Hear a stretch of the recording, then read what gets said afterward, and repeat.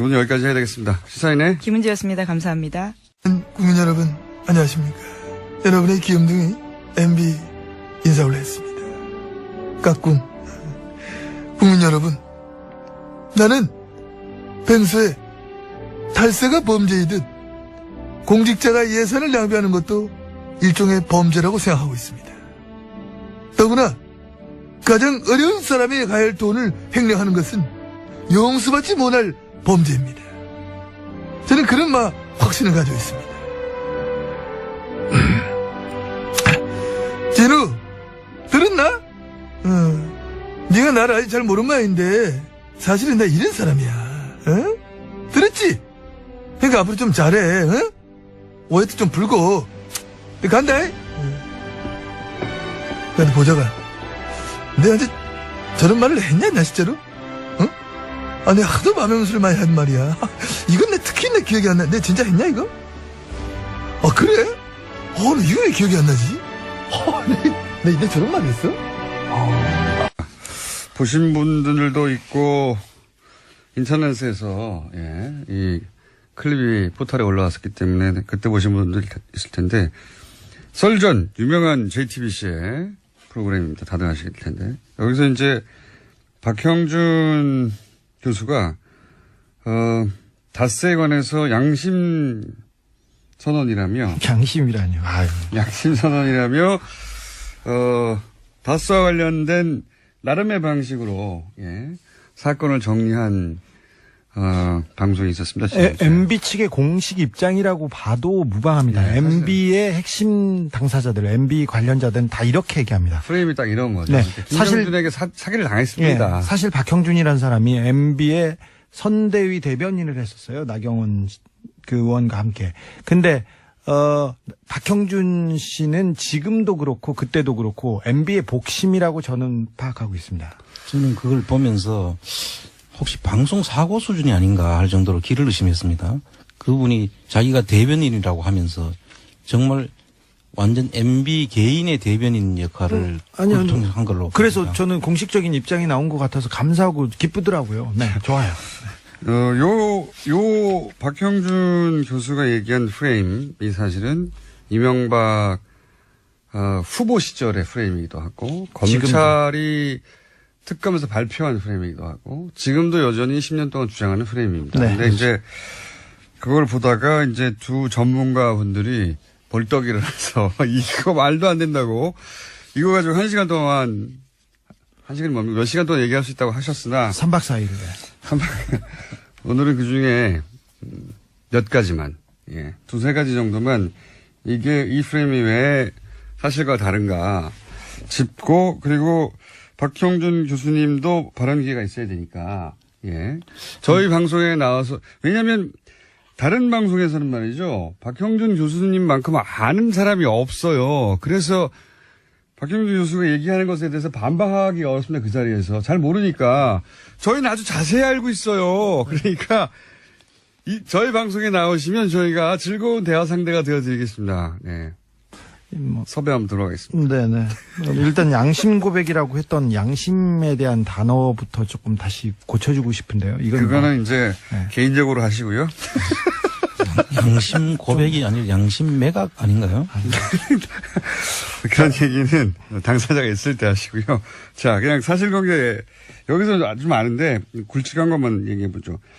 이명박 전 대통령을 만나기 전에 이미 김경준 씨가 BBK를 설립한 것이다. 여기서부터 출발해요, 사실은. 그러니까 BBK 이미 있었다는 거죠. 김경준 씨 혼자서 사업하려고. 근데 이제 나중에 만나서 이제 주장을 보면 김경준 씨는 99년 초에 이명박 전 대통령을 만나서 몇 달 후 4월에 BBK를 만든다. 김경준 씨의 주장입니다. 네. 이명박 전 대통령은 아니다. 2000년 2월에 만났다. 이렇게 돼야 이제 BBK 설립한 뒤가 되거든요. 이후. 그래서 BBK 설립은 김경준이 한 거고 나는 안 했다. 이런 주장인데 이런 주장을 고수한 이제 박형준 교수도 얘기한 겁니다. 이게 왜 아닙니까? 2002년에 만난 건 아니고요. 그 당시에 2000년 2월. 2000년 2월에 만난 건 아니고 그 전에 에리카 김하고 이명박 씨가 미국에 건너가 있는 동안에 그때 그 국회의원을 하다가 그만두고 의원직이 의원 상실됐죠. 상실됐죠. 네. 그 미국 가서 에리카 김하고 만났다는 이야기들이 있지 않습니까? 네, 만난 게 아니라 아주 친하게 지냈어요. 그래서 그 결과로 해서 아마 소개가 됐는 것 같고 그래서 만난 것으로 지금 보입니다. 네. 에리카 김 씨도 본인이 MB와 김경준을 소개해줬다는 얘기는 하셨어요.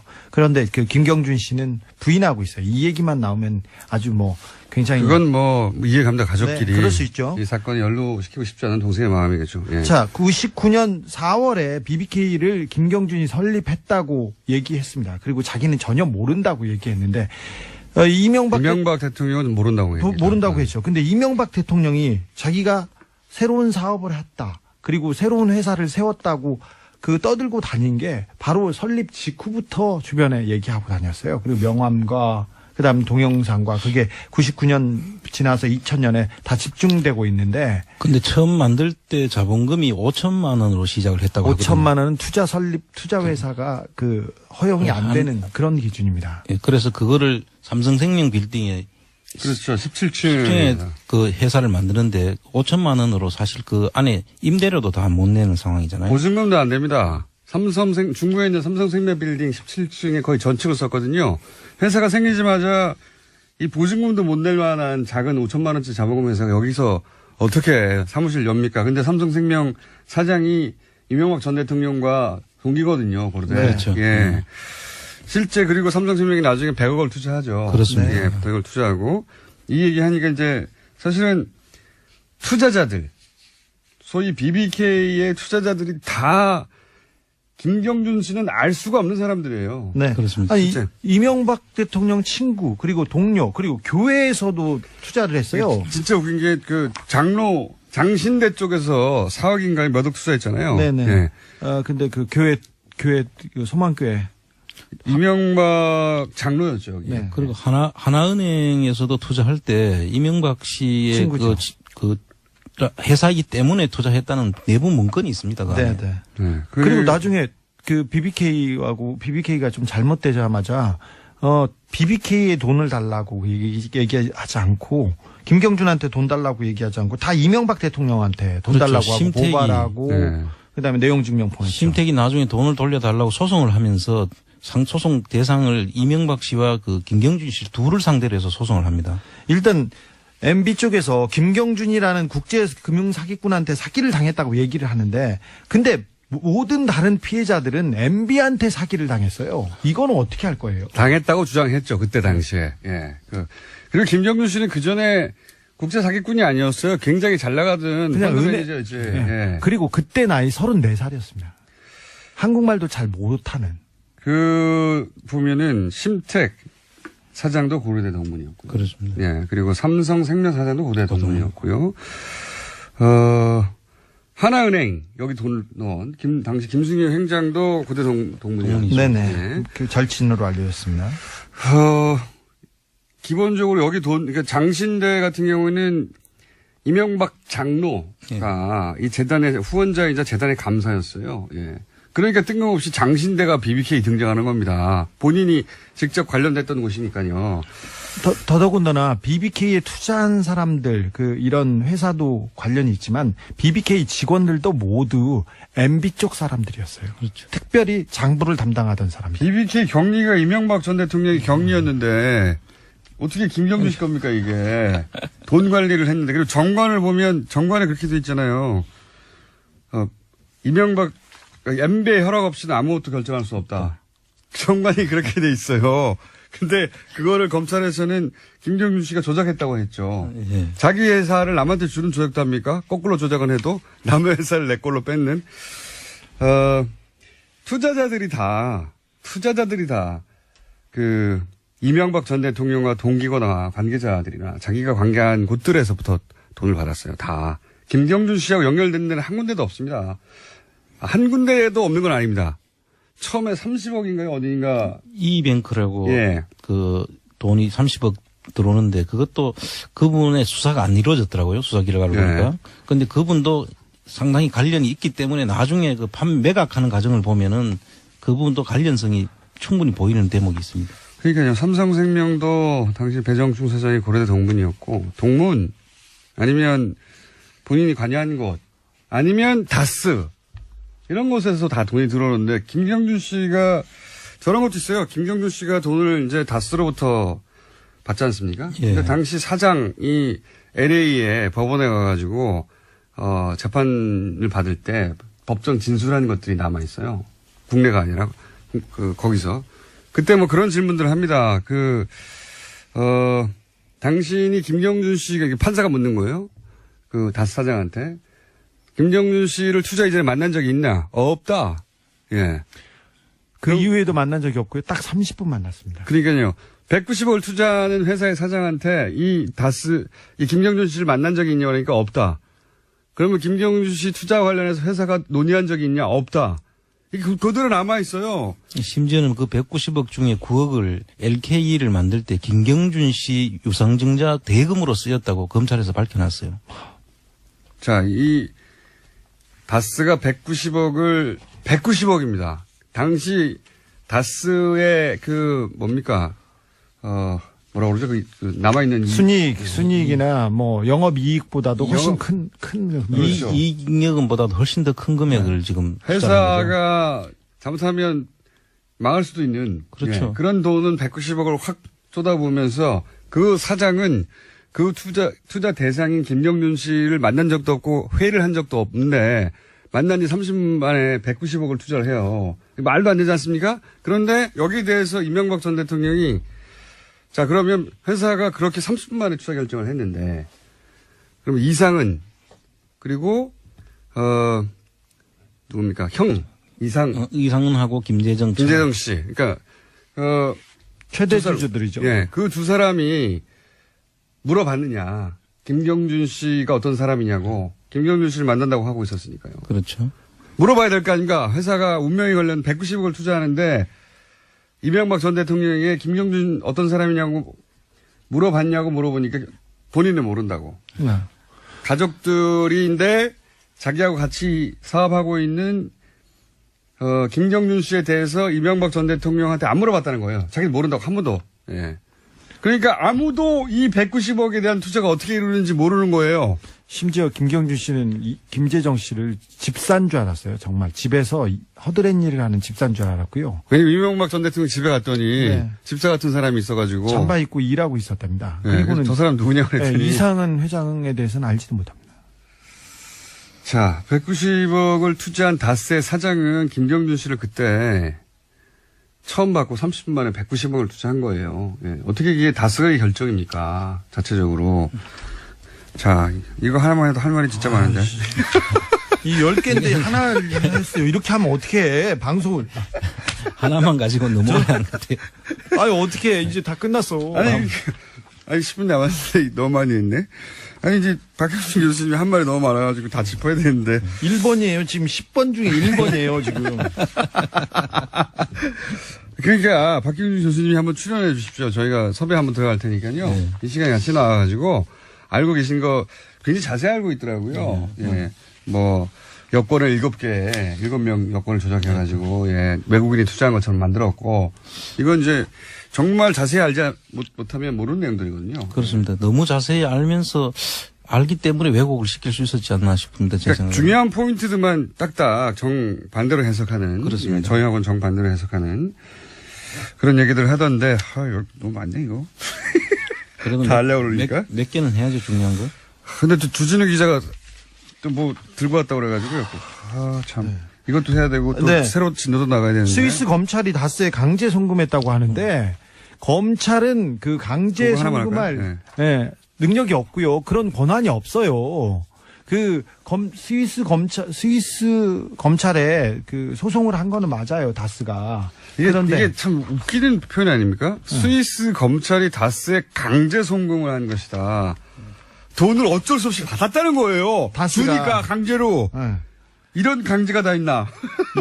아니 140억을 받아! 강제로 준 거지. 이게 말이 안 되는데. 아니, 김경준 쪽에서 보내려고 편지도 썼지 않습니까? 검찰에 에리카 김 누나가 언제 가니까 좀 잘 봐줘라 이렇게 하면서 어떻게 처리하겠다 이렇게 편지를 쓰고 김경준이 저기 다스로 송금한 건데 이걸 무슨 스위스 검찰이 강제로 송금을 그러니까 다스 이명박 했다는. 전 대통령을 피해자로 만들려고 하다 보니까 이런 이제 무리수의 표현들이 나오는데 네.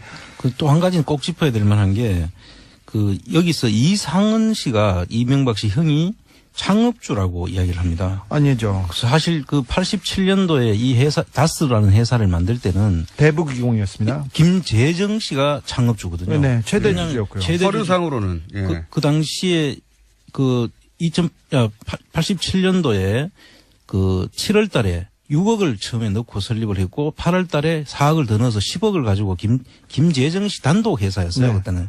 그러다가 26%를 이상은 씨한테 넘기고 후지기공 지분을 이상은 씨가 인수를 하면서 지금의 그 구조가 만들어진 겁니다. 이상은 씨는 그 전에 그 목장에서 소 키우던 분이세요. 그런데 그 다스를 그 김재정 씨가 창업을 했다고 하면 이 이야기가 스토리가 안 되거든요.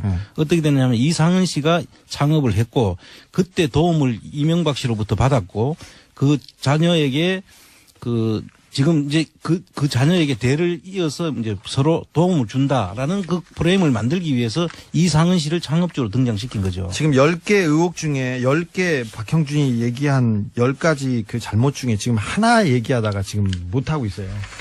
이것도 얘기해 볼게요. 그러니까 기왕 어차피 진도 안 나가는 거. 아니야, 나 이번에 MB에 대한 그 특별한 기사를 제가 준비했습니다. 그래요? 네. 그럼 여기까지만 하고. 네. 심택 얘기 몇 번 나왔는데 네.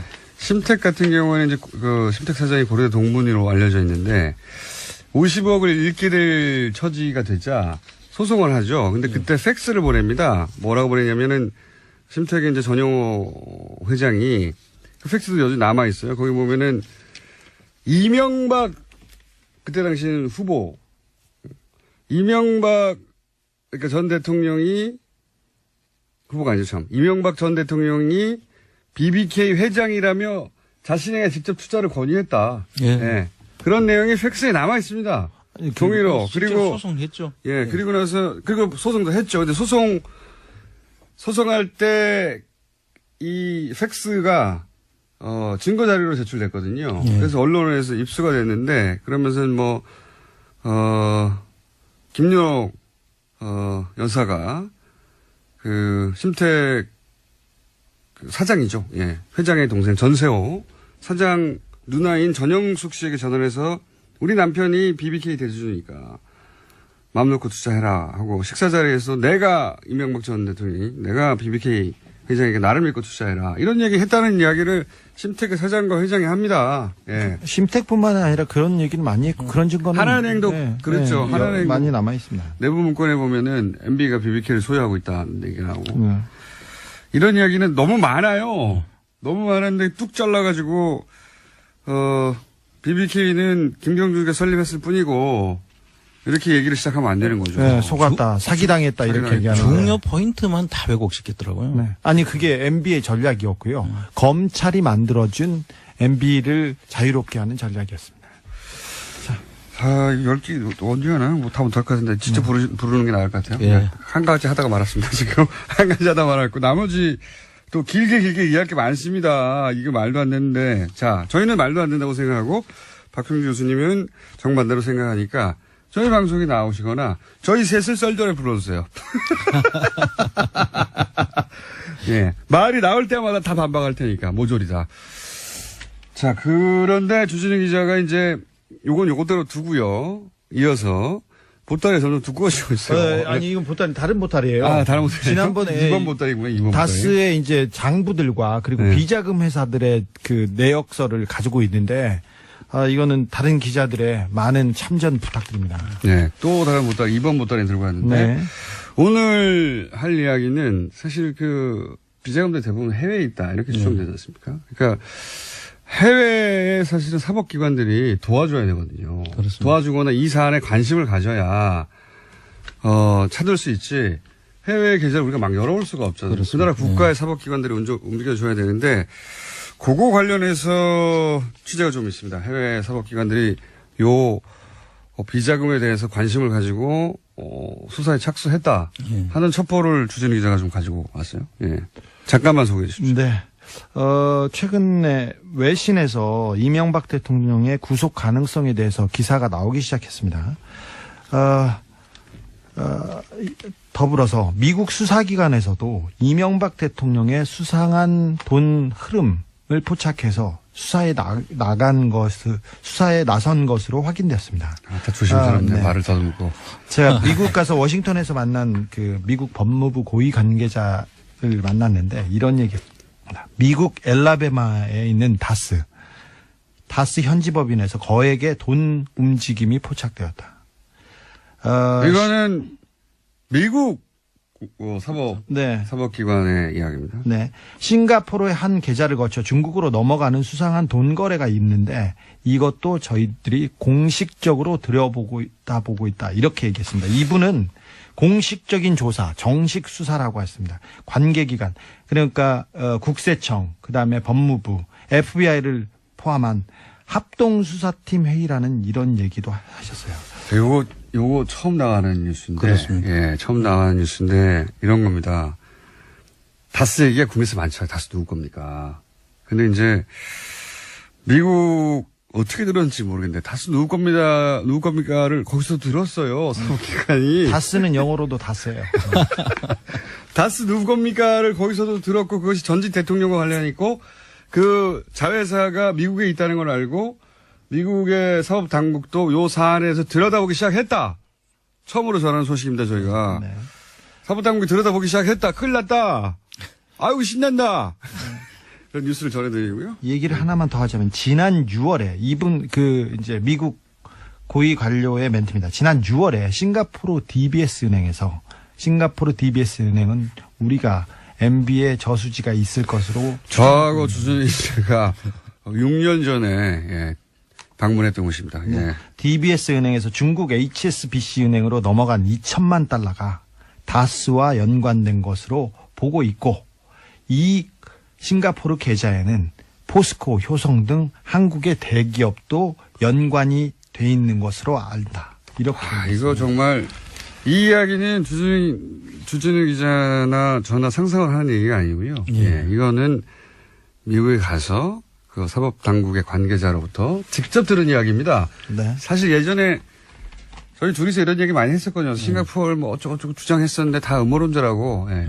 자. 연락이 두드러 맞았는데 거의 이때잖아요. 미국 사법당국에서 네. 보고 있다고. 이 부분에 대해서는 지난 국정감사에서 송영길 의원이 잠깐 멘트를 하기도 했어요. 그러니까 크게 얘기하진 않았는데 포스코 효성을 P사의 H사로 얘기하면서 이명박 전 대통령이 해외 계좌를 통해서 상당한 자금을 운영했고 해외 법인과 차명 비자금을 거래한 사실을 제보받았다.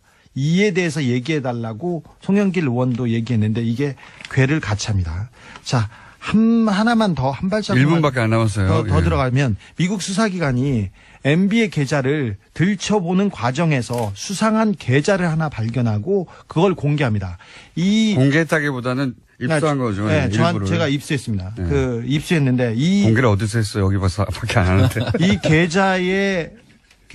이 계좌는 이명박 대통령의 돈 거래와 관련된 계좌입니다. 계좌를 공개했는데 공개한 게 아니라 입수했다니까.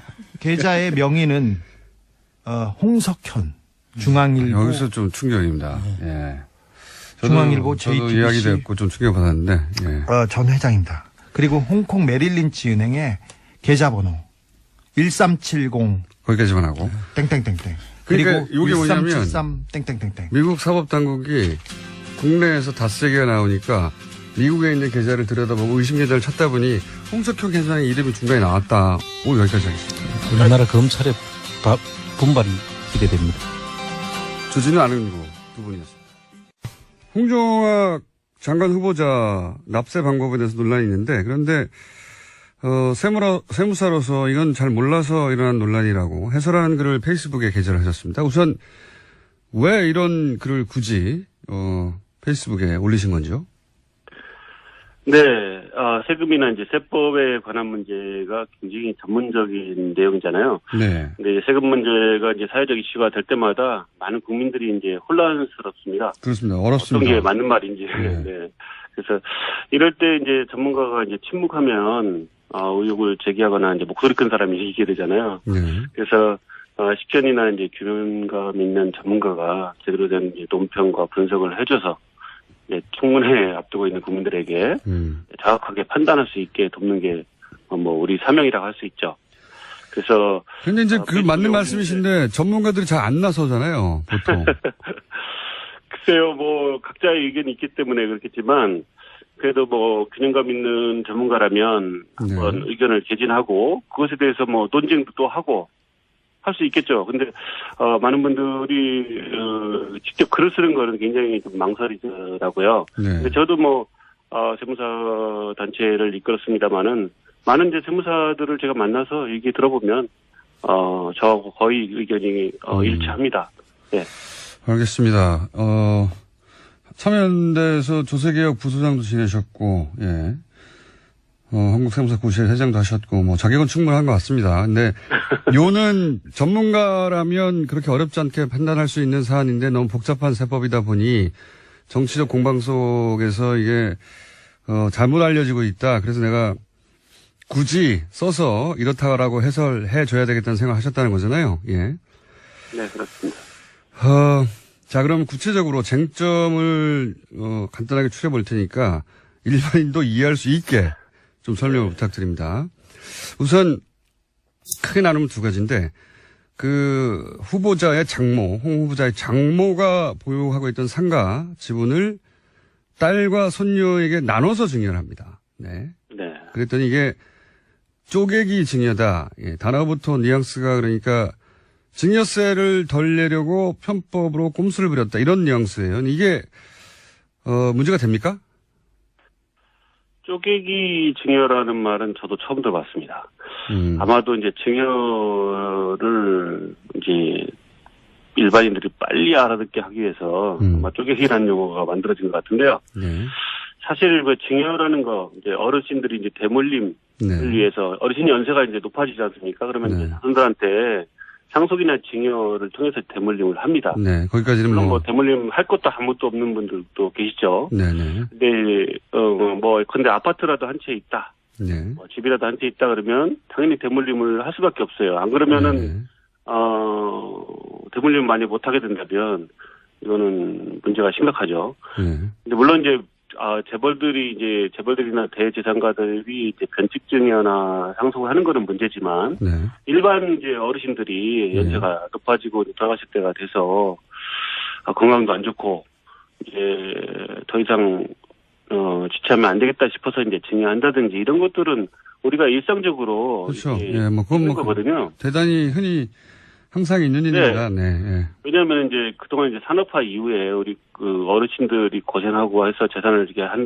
집이라도 한 채 마련하고 또 열심히 살아왔기 때문에 하나씩 가지고 있다고 볼 수 있는데 그것을 만약에 증여나 상속이 안 된다 그러면 이제 큰일 나는 거죠. 네, 그것까지는 문제가 없는데 여기서 이제 쪼개기 증여다. 왜 예를 들어서 딸에게 다주지 않고 혹은 아들에게 다주지 않고 이렇게 나눠서 줬냐? 이건 세금을 덜 내려고 하는 거 아니냐? 그런 의미에서 쪼개기라는 단어를 썼겠죠? 근데 할머니를 비난하는 거잖아요. 이게 누구를 비난하는 장모, 예, 그렇죠. 정확하게, 예. 그 장모님을 비난하는 건데, 그분이 이제 어떻든 증여의 당사자니까. 근데 세법에서 이제 할머니가 이제 손녀딸에게 이제 증여하는 것 같이, 이렇게, 세대 생략 증여라고 하거든요. 예. 그러니까 중간에 이제 한 세대를 건너뛰어서, 손녀딸한테 이제 증여한 것이, 세법에서 금지하고 있는 행위냐. 예. 절대 그렇지 않다는 거죠. 딸에게 25%, 손녀에게 25% 이렇게 줬죠. 예. 네네네. 그렇게 했는데 딸한테 한 거는 지금 쪼개기라고 하진 않는 것 같아요. 네. 손녀딸한테 한 거를 지금 이야기하는 거니까. 거기에 집중해서 얘기하면 어쨌든 세대 생략 증여가 이제 됐기 때문에 쪼갰다. 예. 근데 이제 그것 자체도 세법은 가산세도 아니고. 금지된 불법행위는 더더군다나 아니고요. 30% 정도 세금만 더 내면 할증과세를 하면, 인정하고 있어요. 오히려 할증과세가 됩니까? 특례도 아니고, 증여세의 계산 방법입니다. 그러면 이런 식으로. 가산세라든지 이런 것도 아니고요. 딸에게 50%를 주지 않고 딸에게 25, 손녀에게 25% 이렇게 주는 경우에 할증세가 붙나요, 오히려? 네.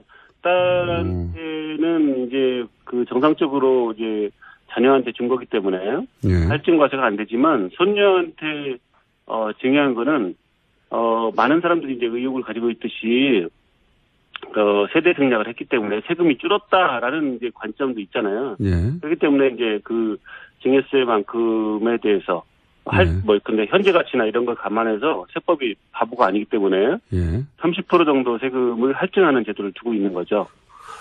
그래서 그렇군요. 세대 생략 증여를 했다 하더라도 다 세법이 정한 대로 그것도 무슨 특례라든지 아니면 가산세라든지 뭐 금지된 불법 행위는 더더군다나 아니고요. 증여세법이 원리적으로 인정하고 있는 겁니다.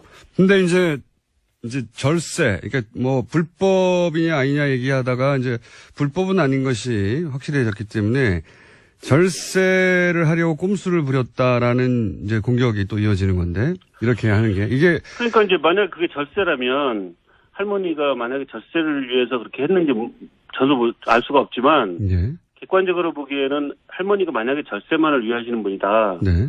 그러면은요. 예. 뭐 손녀딸한테만 쪼갤 필요 없이 예. 예컨대 홍 후보한테도 쪼개고 또 다른 또 딸이 있잖아요. 증여받은 예. 그 따님이 계시다 하더라고요. 근데 그 딸도 그 자녀한테 또 쪼갤 수 있어요. 그렇죠? 바로 그분이 다 받지 않고 여러 사람한테 뭐 10명, 20명한테도 쪼갤 수 있다는 거죠. 그러니까 절세 그 자체가 목적이었다면 이것보다 절세할 방법은 더 많다 이런 요지네요. 그렇습니다. 만약에 왜 꼭 3명한테만 쪼개야 되는 거죠? 그게 2명한테 쪼갤 걸 3명한테 쪼갰기 때문에 많은 건가요? 그렇지 않죠. 근데 5명, 6명 뭐 여러 사람한테 또 가족이 아는 사람한테도 증여할 수 있어요. 그러면서 쪼갤 수가 있거든요. 세율을 낮출 수가 있거든요. 그러니까 그거는 물론 이제 손녀딸이라는 미성년자가 들어가기 때문에 네네. 그런 의혹을 가지고 있는 것인데 세법은 그런 것들을 따지지 않는다는 거죠. 세금만 더 내면 30% 할증과세만 된다면 손녀딸이 됐든 누가 됐든 미성년자가 됐든 뭐 다른 분이 됐든 다 가능하다는 거죠. 세무 전문가 입장에서 보자면 이게 이제 절세를 위한 꼼수라고 하는데 사실은 절세만이 목적이었다면 이렇게 하는 것보다 더 여러 가지 방법이 있다. 그러니까 네. 절세 편법적인 꼼수를 부렸다고 하기에는 이거보다 절세할 방법은 많은데 이렇게 한 것은 절세만이 목적이었다고 공격하는 건 좀 부당하다 이렇게 보시는 거군요. 전문가가 볼 때. 네, 할머니가 그 방법을 선택을 한 거죠. 그 사람한테 사실은 이제 세금 문제를 떠나서요. 증여를 누구한테 할 거냐가 가장 제일 중요한 거죠. 그 관점을 놓치고 이제 그렇게 결과를 놓고서 이제 세금을 어떻게 얼마를 냈냐 이런 것을 따진다는 게 참 문제가 있긴 한데요. 근데 이제 증여 대상자가 정해졌다면 이제 거기에 따라서 이제 세금을 내는 것 뿐이죠. 네, 그 부분 좀 중요합니다. 세무사 맞으시죠? 네. 자, 그러니까 지금 첫 번째 이슈에 대해서는 이렇게 보시는 거군요. 그러니까 후보자의 장모가 딸에게 25%, 손녀에게 25%를 주겠다는 것은 장모가 딸과 외손녀에게 그렇게 주겠다는 의지의 문제인데 이게 사위의 관점에서 이게 절세냐 아니냐를 따지는 것은 말이 안 되고. 사위가 그것을 이제 관여할 수 있는 또 근데 뭐 사위가 할머니 명의로 명의신탁해 놓은 재산이다. 예. 그러면 사위가 그걸 영향력을 행사해서 뭐 할 수 있겠죠. 네. 근데 사실은 이게 민주사회에서 자기 재산을 사실 또 그 할머니는 제가 보기에는 재산이 뭐 한 30억 정도 이렇게 증여를 하셨으니까 전체적으로 굉장히 자수성가하신 분이잖아요. 연세도 높으시고 우리 이제 어르신들 중에서 자수성가하신 분인데 이런 분들은 굉장히 의지력이 자기 의지가 강하시거든요. 그런 분들은 자기가 하고 싶은 대로 하세요. 증여도 내가 누구한테 주겠다든가 뭐 이런 의지가 강하세요. 그래서 사실은 이제 법정 지분이나 이런 것들도 막 침해해서 하는 경우도 있는데 그렇기 때문에 그런 분들이 자기 의지를 했다. 네. 그것을 가지고서 왜 그렇게 증여했느냐. 이것을 나머지 갑자기 생각나는데 나머지 50%는 그러면 그 장모가 누구한테 줬죠? 딸한테 줬죠. 다른 딸이요. 그러니까 홍 후보자의 부인이 아닌 서영이라고 하나요? 예. 예. 아하. 그분도 예컨대 절세를 위해서라면 예. 그분의 자녀한테 또 쪼갤 수 있었는데 예. 왜 안 하고 근데 물론 뭐 그러니까 뭐 이 손녀에 대한 뭐 그 장모의 의지나 사랑의 관점에서 그러니까 장모의 관점에서 보지 않고 후보자의 관점에서 보니까 이런 일이 벌어진 것이다. 예, 장모의 관점에서 보면 아주 다 자연스러운 거죠. 증여하고 싶은 재산을 가진 사람이 증여를 결정하는 것이지 누구도 그것을 결정하기 어렵다는 거죠. 증여 받는 사람이 그렇지 않다. 나도 더 달라. 아니면은 뭐 그럼 다른 사람한테 또 줘라. 뭐 이렇게 할 수가 없잖아요. 그 관점이 그렇게 생각하니까 맞긴 맞는 것 같습니다. 물론 저희도 다른 세무 전문가의 반론도 혹은 뭐 문제 제기도 받긴 받을 텐데, 네. 그 대표님이 보시기에는 장모의 관점, 돈을 가진 사람, 물려주는 사람의 입장에서 보자면 자신의 두 딸에게 75%를 주고 외손녀에게 25%를 주겠다는 게 그분의 의지인데 그걸 왜 돈을 물려받는 그러니까 후보자의 관점에서 봐서 절세라고만 하느냐. 절세만의 목적이었다면 다른 딸에게 준 것도 나눴을 것이고 혹은 더 많이 나눴을 것이다. 예, 그 절세 세법은 이제 행정법이거든요. 행정법의 모든 그 구석구석에는 헌법의 가치에서 존재해야 되거든요. 그러니까 우리가 뭐 그 할머니의 재산권, 사회재산권에 대해서 왜 이렇게 했느냐라고 자꾸 색안경을 끼고 보고 세금을 뭐 탈루했다고 보고 하니까 이런 이제 문제가 생기는 거거든요. 근데 이거는 할머니의 전적인 프라이버시에 관련된 문제거든요. 자, 또 한 가지요. 네. 그 절세 그 자체가 목적이었다고 보기에는 전문가 볼 때 다른 방법도 많다. 더 많이 절세할. 그렇게만 보기 어렵다. 이것은 장모 의지로 읽어야 한다. 그건 이해했고요. 네네. 또 한 가지가 지적되는 것이, 장모가 상가의 25%를 손녀에게 물려줄 때, 네. 그 경우에 이제 손녀의 부모, 그리고 여기서는 홍 후보죠. 홍 후보가 네. 딸 대신에 그 증여세를 내주면 되는데, 그리고 나서 그 증여세, 그 돈에 대해서, 또다시 증여세를 내면 되는데, 네. 그 홍 후보가 딸한테 돈을 그냥 주지 않고, 그렇게 해서 대납시키고, 뭐 필요하면 거기에 대한 세금을 내지 않고, 홍 후보 부인이 딸에게 돈을 빌려주고, 그러니까 모녀지간 차용증을 쓴 거죠. 그리고, 빌려준 돈에 대해서는 상가에서 나오는 수익으로 갚게 하고, 또 그 이자 부담을 지게 하고 원천 징수하고 굉장히 복잡하게 처리해서 복잡한 이유가 뭐겠냐. 이거는 결국은 복잡하게 만들어서 세금을 덜 내려고 하는 어떤 꼼수 아니겠느냐 하는 지적이거든요. 네네. 이건 어떻습니까? 네네. 이게 지금 문제는 이제 증여를 받은 사람이 사실 증여받은 것 중에서 세금을 내면 되는데 보통 증여받은 게 부동산이에요. 부동산 중에서도 전체 부동산이 아니고 25% 지분 일부거든요. 지분의 아주 극히 4분의 1 지분인데 그렇게 증여받았기 때문에 증여세를 낼 수가 없어요. 현금으로 내야 되는데 또 부동산 지분을 가지고서 뭐 예컨대 담보를 설정해서 대출을 받든지 세무사에다가 연부연납이나 이제 물납을 할 수도 있을 텐데 모두 다 공동 소유한 부동산 지분은 담보 설정 자체가 안 돼요. 왜냐하면 다른 사람들의 공동으로 소유하고 있기 때문에 더더군다나 이 사람이 미성년자입니다. 은행에서 대출 될 리가 없죠. 그래서 세금을 내기 위해서 이제 어떻게라도 현금을 장만해야 되는데 안 그러면 이제 납부할 날짜는 다가오고 체납자가 될 수도 있잖아요. 그래서 아마도 이제 홍 후보자의 부인이 이제 돈이 있으니까 납세 의무자인 이제 딸에게 이제 세금을 낼 돈을 이제 빌려준 거죠. 근데 이제 왜 빌려줬냐, 차용증을 했느냐, 그냥 주지. 이 말씀을 이제 많이 하시는데요. 그것도 마찬가지잖아요. 왜 딸한테 돈을 안 줬냐. 아까는 이제 그 쪼개기 중에서는 왜 증여를 그렇게 했냐고 하고, 홍 후보자의 부인한테는 왜 딸한테 돈을 증여를 안 했냐. 그냥 주지 부모가 그걸 왜 빌려주는 복잡한 과정을 거쳐서 이거는 빌려주면, 그냥 주면 증여세를 또 내야 되니까 그걸 안 하고 이렇게 빌려주는 방식으로 부모 자식 간에 차용증을 써서. 이제 부모님들이 이제 돈을 줄 때 뭐 자녀들한테 우리가 사실은 뭐 결혼한다든지 아니면은 뭐 분가한다든지 하면은 전세자금이나 약간 주택 구입자금이나 이렇게 생활자금이나 이렇게 주는 경우가 많은데 1억 정도 이렇게 주는 경우가 많은데 사실 그거 다 증여세 신고 하나요? 안 하잖아요. 그것도. 실제로는 안 하죠. 실은 이제 세법엔 다 하도록 돼 있습니다. 원래 법에서. 이제, 네. 예, 증여공제를 빼고는.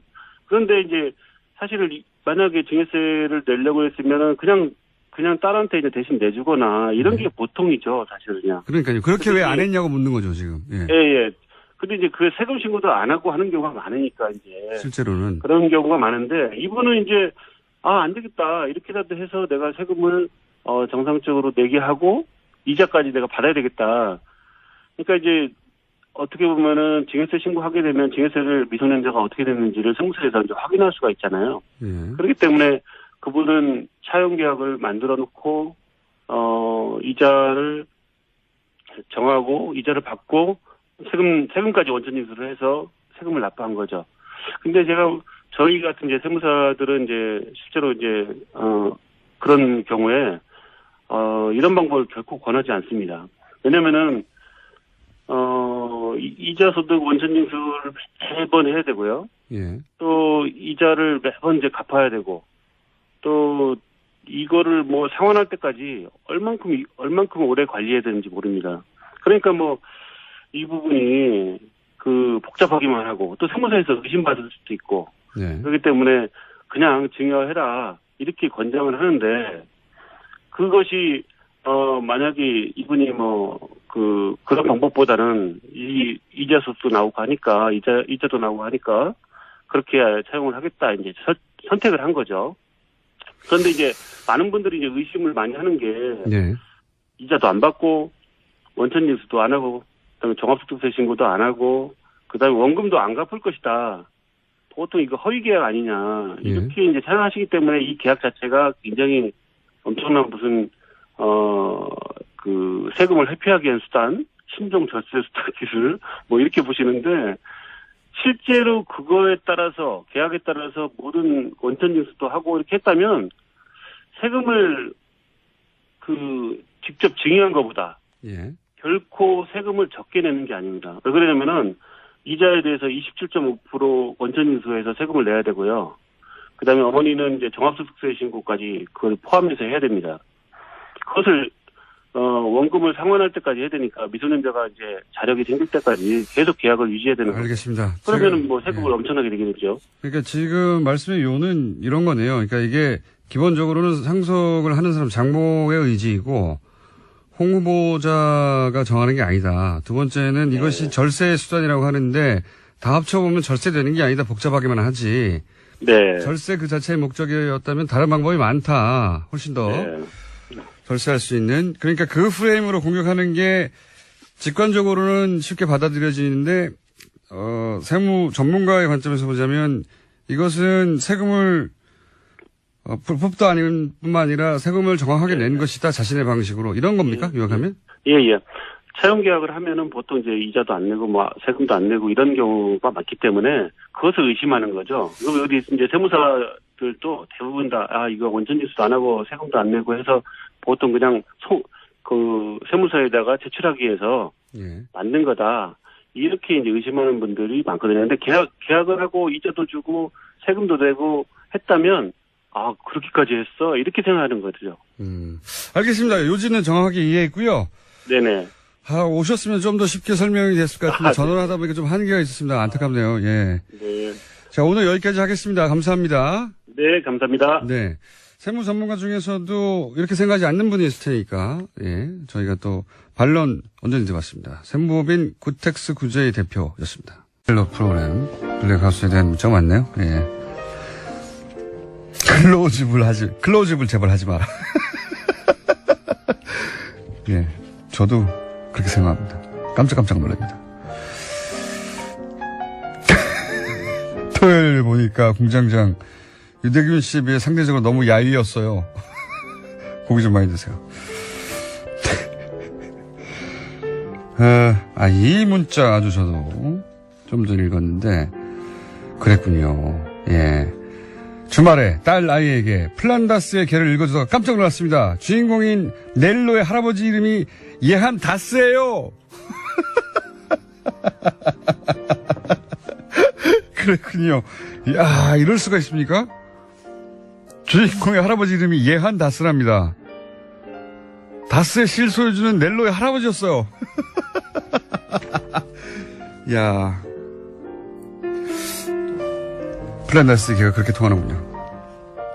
유승민 의원님 마음이 허할 땐 뉴스공장에 출연해주세요 하는 문자 있는데, 예, 저희도 요청하는 바입니다. 오랫동안 요청해왔고, 예, 이번에 다시 한번 요청드립니다. 예, 여기까지 하겠습니다. 오랜만에 나오신 분입니다. 트럼프 대통령이 곧, 한국을 방문하기 때문에, 예, 미국 상황 한번 짚어봐야죠.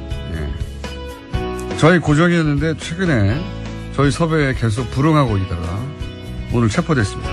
아산정책연구원의 김지은 박사님. 안녕하십니까. 네, 안녕하세요. 네. 네. 왜 그러세요? 저희가 섭외 한 10번쯤 그동안 했는데, 그때마다 막 강연이 있다더니 뭐 기타 등등의 여러 가지 이유로. 지옥의 뭐 조찬 모임 뭐 이런 것도 있고 해서 하필 그때 딱. 예. 그러니까 무슨 저희가 7시 반, 8시에 뭐 8시 반에 법자고 하는데 무슨 밥 먹고 있다느니. 조찬 모임이 7시 반 8시죠. 또. 그런 식으로 맨날 조찬 모임이 있을 리가 없을 텐데. 그래서 저희 제작진이 저보고 혹시 싸웠냐고. 아니 나도 통화를 해본 지가 오래됐다. 네. 오랜만에 나오셨어요. 네. 자, 앞으로 피하지 마시고요. 예. 체포영장 보내주고 있습니다. 블랙하우스를 봤냐고 저희 제작진이 물어봐달라고 하는데. 아, 봤어요. 네, 2개 다 봤어요. 네, 소감이 어떻습니까? 역시 이제 공장장은 오디오형이다. 네. 네. 좋았어요. 타이트샷만 좀 없으면 더 좋겠다. 아니, 저도 왜 이렇게 얼굴 가까이 잡는지 잡을 때마다 깜짝깜짝 놀래가지고 이건 아닌데. 이건 아닌데. 저희 집 TV가 별로 안 커갖고 네. 다행이다. 그나마 다행이에요. 네. 그거를 막 65인치 이런 걸로 어우. 70인치로 보면 밤에 또 그것도. 그거는 폭력적입니다. 제가 보기에도 테러예요. 네. 뭐 그건 그렇고 근데 이제 이걸 물어봐 달라고 했던 이유는 아마 그런 것 같아요.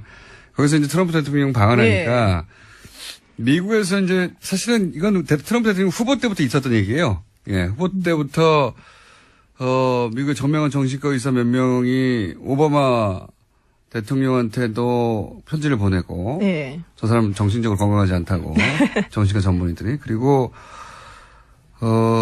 뉴욕타임즈에도 메일을 보냈던 네. 정신과 전문의들이 있고 그리고 나서 이제 책도 나왔다. 네, 얼마 전에 나왔죠. 네, 책도 나왔고 그 책에 참여한 또 사람들이 또 쟁쟁한 분들이에요. 네. 그러니까 저명한 미국의 정신과 의사들이 트럼프 대통령의 정신건강 상태를 볼 때 핵버튼을 막히면 안 된다.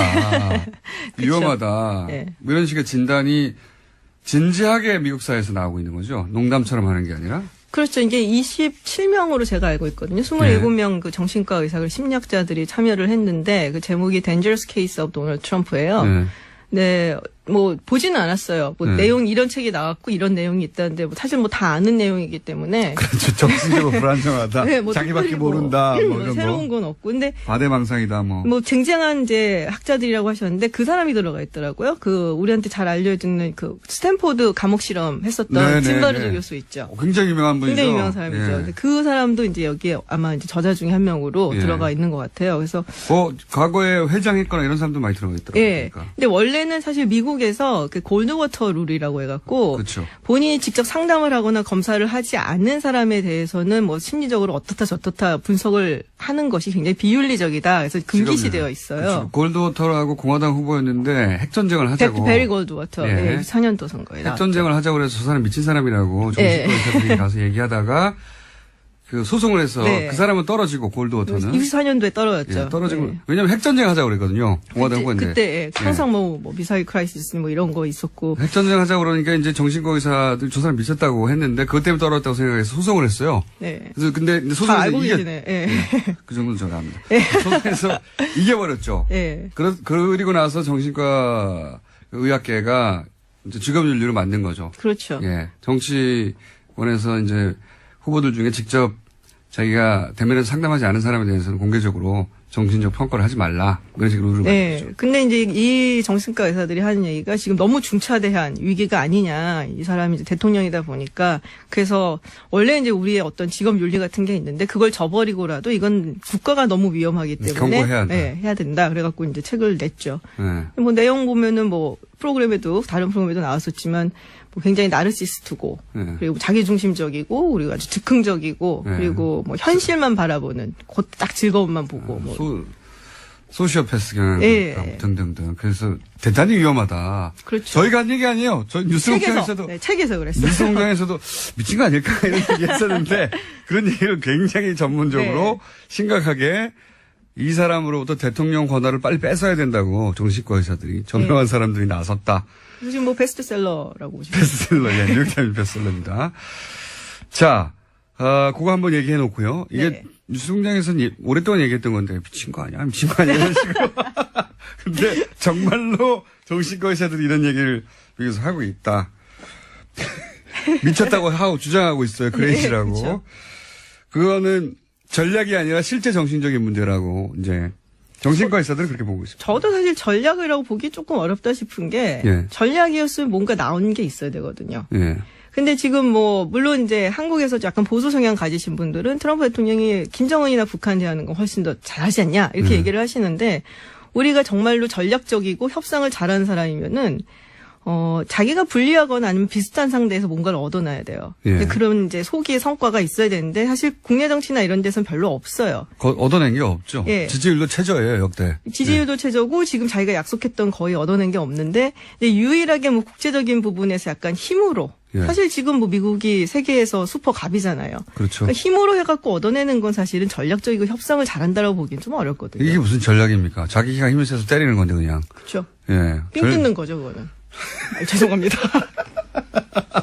아니 전문가 박사님이라고 모셨더니 삥이라뇨. 저도 안 하는 그 전문 단어를. 용어잖아요, 그것도 나름. 전문 용어긴 한데 어쨌든 트럼프 대통령이 전략가였으면 국내 정치로 많은 걸 얻어냈을 텐데 그런 건 하나도 없다. 현재. 그렇죠. 사실 예. 많은 법안들을 통과시키지 못했죠. 자기 표 법안들을. 지금 이제 세금 개혁 법안이 이제 상하원에서 네. 공화당에서 내놨고 이게 어떻게 통과가 되느냐 게 나와 있는데 지금 제가 보기 올해 안은 일단 힘들고요. 네. 그 의회 의원들이 그 워싱턴 DC에 있는 날들이 있고 자기네 지역구가 있는 날들이 있어요. 지금 네. 이제 날짜로만 따지면 한 4주 정도밖에 안 남았어요. 의회에 있는 시간이.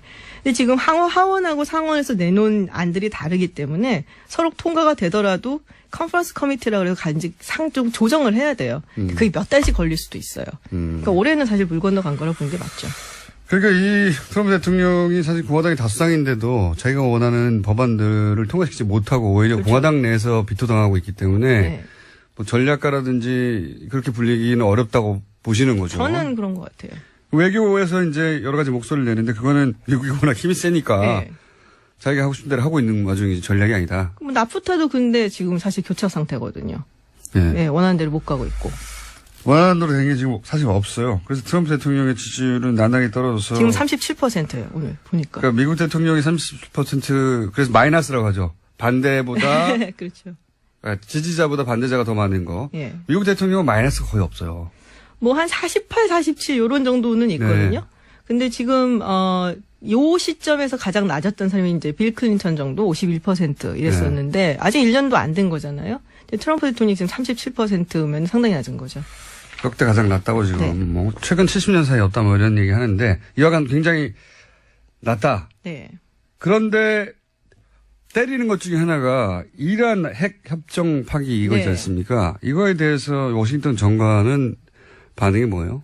그러니까 이란 핵협정에 대해서는 사실은 이제 공화당 민주당이 워낙에 갈렸었어요. 그 부분에 있어서. 원래부터. 예, 그래서 지금 이제 트럼프 대통령이 90일마다 이걸 서티파이를 해야 되는 건데 그걸 이제 네. 안 한 거잖아요. 인증하지 않는 거예요. 예, 근데 그거를 사실은 넣은 것 그런 이제 규정을 넣은 것도 당시 이제 오바마 대통령이 이란이 제대로 준수를 안 하는데 죄송합니다.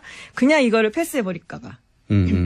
3개월마다 그래갖고. 체크하라고 누르는 그렇죠. 예. 근데 이게 반대로 된 거거든요. 지금 상황이. 그래서 의외로 공이 넘어갔는데, 그래서 조금 두고 보긴 해야 될 것 같아요. 이 부분은. 이제 민주당이나 약간 진보 측에서는 이란이 뭐 크게 잘못한 건 없지 않냐라고 네. 얘기를 하고 있고, 공화당이나 보수 측에서는 뭐 핵협정을 위반한 건 아닌데, 뭐 ICBM이라든지, 뭐 장거리 미사일이라든지, 뭐 이런 거. 그리고 거기에 들어가 있는 규정 중에 이제 일몰 조항 같은 거, 이런 게 조금 문제시 된다. 그래서 교체된다. 뭐 이런 입장이기 때문에. 또 국제적으로는 비난을 많이 받고. 국제적으로는 비난을 많이 받죠. IAEA에서도 이게 뭐 잘못한 게 없는데 왜 그러냐고. 다 지키고 있는데 왜 이러냐고. 그렇죠. 예. 네.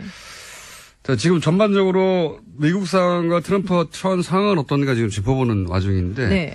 또 하나는 최근에 왜 러시아 스캔들 때문에 FBI 특검이 네. 측근을 기소했잖아요. 기소했죠. 궁금한 것은 이게 미국 정가에서 트럼프의 위기로 실제로 보고 있습니까, 이걸? 아직은 아니에요. 아직은 아니에요. 네. 왜냐면 지금 이제 기소된 내용을 보면은 뭐 러시아의 어떤 사주를 받고 뭐 이런 식이 아니고 약간 건너거든요. 그러니까 매너포트 같은 경우도 이제 사업을 하면서 트럼프 캠프 조인하기 전에 뭐 우크라이나로부터 돈을 받은 거. 물론 이제 우크라이나에서 돈을 받은 게 친러 성향이고 뭐 여러 가지 이제 문제가 좀 있긴 하지만 이게 직접적으로 트럼프 선거 개입하고 연결돼 있고 지금 이게 당장은. 그렇죠. 네. 그리고 이제 트럼프가 그걸 알고 있고 뭐 이런 부분까지는 아직 가진 않았어요. 그 선대 본부장이긴 했지만 폴 매너포트에게 포커스가 맞춰진 그렇죠. 기소지 네. 이것이 트럼프로 연결된 것까지는 아직 안 나오고 있다. 네, 그러니까 뭐 돈 세탁이라든지 횡령이라든지 이런 혐의하고 그다음에 FBI 위증한 거. 근데 사실 FBI 위증한 거는 사실 조금 이제 중범죄로 쳐지거든요. 그래서 그런 부분이 걸려 있는 거기 때문에 직접적인 연관이 있다라고 보긴 힘들고 뭐 뭔가 자꾸 이제 긁으니까 나오는 경우죠. 그래서 왜 우리 야구할 때도 보면은 홈런 한 방도 좋지만 이렇게 안타 쳐갖고 자꾸 투수 압박하면은 굉장히 이제 신경 쓰이는 것처럼 뭐 그런 상태라고 보시면 당장 위기는 아니고 이것이 어디로 갈지 모른다. 네. 이 정도 분위기. 그렇죠. 예. 뭔가 있구나 하고 사람들 의심을 하는 거죠. 탄핵 얘기 요즘 나와요? 탄핵 얘기는 이제 제가 보기에는 탄핵을 해서 쫓아내기는 힘들어 보여요. 일단은. 근데 그런 얘기가 있어요. 그러니까 하원에서 미국 예. 하원에 내년에 중간 선거가 있잖아요. 근데 지금 상원을 가져오기는 민주당이 좀 힘들 것 같다라는 얘기가 있고 하원도 사실은 제가 보기에 그렇게 쉬워 보이지는 않는데 일단 중간 선거에서는 대통령이 속한 정당이 의석을 좀 뺏기게 돼 있어요. 뭐 역대적으로 좀 그런 우리도 성향이 그렇죠. 있어요. 예. 네. 그런데 이제 어느 정도 가져올 수 있느냐의 문제인데 만약에 민주당이 하원만이라도 가져오게 된다면 한번 트라이는 해보지 않겠냐. 그런 분위기가 있다. 예. 그런데 이제 물론 안 되겠죠. 상원에서 안 할 되지만. 테니까. 예. 그렇지만 상징성이 굉장히 있는 거고 일단은 하원에서 이렇게 만약에 이제 된다면은 그 기간 동안 상원까지 가갖고서 이제 해결이 나는 기간 동안 트럼프는 사실 손발이 묶이는 상황이 되거든요. 뭐 그런 분위기가 있긴 예. 있군요, 여전히. 뭐 예. 있기는 있는데 될 거라고 보는 분위기는 이제 좀 많이 사그러지는 우리도 거죠. 탄핵이 될 거라고 아무도 생각 안 했어요. 아, 그렇죠. 그거는 그렇죠. 어떤 나라도 대통령을 실제 탄핵시킬 수 있다라고 상상하진 않습니다. 그렇죠. 예, 상황이 그렇게 되어가는 경우가 있긴 있죠. 막 예. 이렇게 막 돌아가는 경우가 있긴 하죠. 공화당 내에서 트럼프 간판으로 선거 치르는 게 불리할 수 있다 이런 얘기는 있었잖아요. 그런 얘기는 없습니까? 좀 불안해들 하는데 지금 37% 굉장히 낮잖아요. 네. 근데 그러니까 공화당 유권자들 사이에서는 그래도 여전히 좀 높은 편이에요. 그쪽 70, 80%. 지지층에서는 예. 소위 중도층과 진보층이 떨어져 나갔지 네. 코가 공화당층은 아직도 남아있으니 그렇죠. 그런 상황이군요. 그리고 이제 중간 선거는 약간 좀 투표율이 좀 낮은 편이거든요. 우리나라 지방선거 비슷하네요. 예. 그래서 이제 그런 경우에는 열렬한 지지자들이 많이 나오기 때문에 그렇죠. 사실 뭐 딱히 그렇다고 보기 또 힘들죠. 자, 전반적으로 그런 상황입니다. 네. 미국에서는 이제 우리 방문 얘기를 해볼게요. 네. 미국에서는 이 동아시아를 한중일 방문하는 것에 대해서 의미 부여가 있고 중요하게 생각하나요, 현재? 사실은 이렇게 말하면 좀 그런데 관심이 제일 없어요? 중요하게 아주 관심이 있다고 보기 좀 그렇지만 그래도 굉장히 오랫동안 가는 거잖아요. 미국을 예. 비운 거기 때문에. 그런데 가장 관심이 있는 부분은 사실은 중국이죠. 그렇겠죠. 예, 미중 정상회담 이 부분이 이제 예. 어떻게 풀려나갈 것이냐. 그런 부분이죠. 미국이 굉장히 신경 쓰고 견제하는 게 중국이고 그렇죠. 실제로 현재. 예. 그리고 뭐 사실 일본하고는 굉장히 이렇게 막 다툼이 있을 만한 이슈는 없어요. 가서 골프 치고 즐겁게 지내면 되는 거고. 일본은 이번에 제가 보기엔 일본의 관점에서 보다는 좀 망했어요. 이방카를 극진히 대접하는 것으로서 트럼프의 심기를 이제 트럼프에게 잘 보이고 싶었던 예. 것 같은데 이방카가 하는 강연에 사람도 안 오고. 그렇죠. 텅텅 비었다고 많이 네. 자기가 그리고 그렇게 얘기를 하죠. 트럼프 대통령이 일본 방문 직전에 하와이 가가지고 진주만에 대해서 또 한마디 굳이 그건 하고 약간 국내용 메시지였던 것 같아요. 네, 그런 것 같고 그리고 지금도 하필이면 또 미국에서 요 방일 기간 동안 테러가 나가지고 예, 밤새 지금 텍사스 교회에서 27명 지금 사망한 걸로 나타나고 있거든요. 네. 그래서 또 어마어마한 또 미국 총기 사건. 난리예요. 최근에 유럽에서 일어났던 그러게요. 테러가 이제 미국을 건너간 게 아닌가 싶은 정도로. 근데 이제 유럽에서 대부분 일어났던 테러는 뭐 외로운 늑대, 정말로 네. 테러리스트들이라든지 이런 쪽이었는데 뭐 미국에서 최근 일어난 거는 사실은 뭐 하나 빼고는 다들 이제 자국 내 그냥 그렇죠. 불만. 예, 총기 난사 사건이죠 그야말로. 그래 뭐 총을 슈퍼에서 파니까요. 총알을 K마이트에서 월마트에서 팔잖아요. 근데 예. 재밌는 게 이런 총기 난사 사건이 있으면 우리 같으면은 막 뭐 좀 해야 된다고 난리인데 오히려 총기 구입 숫자가 늘어나요. 미국 같은 경우는. 아니 그건 당연합니다. 자기를 그러니까 일반인들의 관점에서는 국가 차원에서 총기 규제를 하지 않으면 방법이 없어요. 자기가 스스로 총을 사서라도 보호해야 되는 거 아닌가 생각할 수밖에 없죠. 그게 이제 미국의 어떤 정치, 문화, 사회 컬처에 굉장히 많이 남아있는 거거든요. 그러니까 연방정부나 주정부가 날 위해서 뭘 해줄 수 있냐. 예. 그러니까는 기본적으로 나 자신을 지키기 위해서, 내 가족을 지키기 위해서 내가 총을 들어야 된다. 이게 이제 오랜 시간 동안 뭐 서부 개척 시대라든지 이럴 때 무법신 처녀가 많았잖아요. 근데 그런 그게 데서 언젠데요? 있었던 200년 전에 우리 조선시대예요.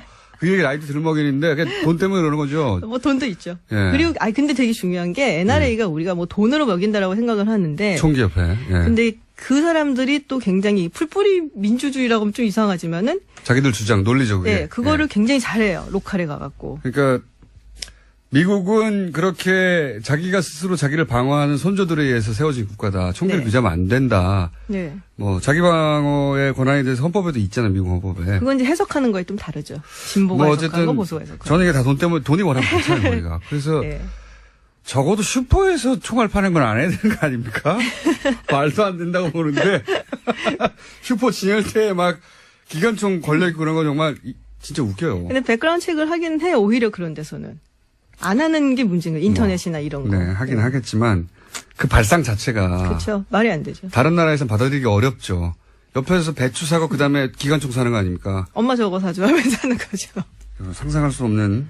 여하간 뭐 얘기가 좀 샜는데 네. 한국 방문에서 그렇다면 트럼프가 얻고자 하는 바에 대한 미국 언론의 분석이나 혹은 뭐 대목은 있나요? 혹시? 많이 분석은 안 하는데 네. 일단 이제 북한 문제 얘기가 나올 거다라고 뭐 보고 그건 뭐 있고. 당연한 근데 거죠. 사실 이 문제는 미국이 지금 거의 주도권을 잡고 가겠다라는 입장을 보이고 있거든요. 네. 그래서 제가 보기에는 트럼프 대통령이니만큼 방위 분담금 얘기를 좀 많이 하지 하지 않구나. 않을까 생각이 예. 들고 FTA는 거의 지금 뭐 우리가 꼬리를 많이 내린 상태이기 때문에 네. 그리고 지금 뭐 그쪽 사람들이 많이 안 와요. 그 경제 쪽 사람들이 뭐 문우신이라든지 뭐 나바로도 지금 안 오고 있고. FTA 관련 얘기는 별로 안 나올 것 같다. 네, 그래서 네. 약간 어차피 이건 끝난 거다라고 생각을 하는 게 아닐까. 라이시저가 오기는 하는데 뭐 미국에서는 예, FTA를 정말 폐지하려고 하는 의지가 있는 것 같다. 폐지를 하려는 의지가 있는 건 아닌데 이게 나프타가 지금 교착 상태다 보니까 코러스 FTA 갖고 어떻게 미끼 삼아 뭐 해보려는 생각 가질 수도 있지는 않을까. 근데 뭐 미국 내에서도 반대는 좀 있어요. 뭐 이게 한국 한미 FTA를 통해서 확실히 이제 이득을 걷는 집단들이 또 공화당이 많기 때문에 뭐 조금 조심스럽게 이제 생각이 있는 사람들은 접근을 하겠는데 뭐 뭐라고 공화당 얘기는 오히려 안 인사들이 FTA 때문에 이득을 얻는 사람들이 많다. 뭐 네. 농산물이라든지 이런 쪽은. 네. 그러면 FTA 폐지도 쉽지는 않겠네요. 트럼프 좀 두고 입장에서는. 봐야죠. 예.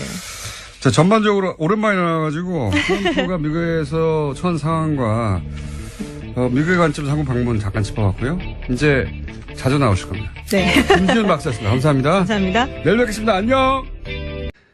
사유의 관점에서 이게 절세냐 아니냐를 따지는 것은 말이 안 사위가 되고. 그것을 이제 관여할 수 있는 또 근데 뭐 사위가 할머니 명의로 명의신탁해 놓은 재산이다. 예. 그러면 사위가 그걸 영향력을 행사해서 뭐 할 수 있겠죠. 네.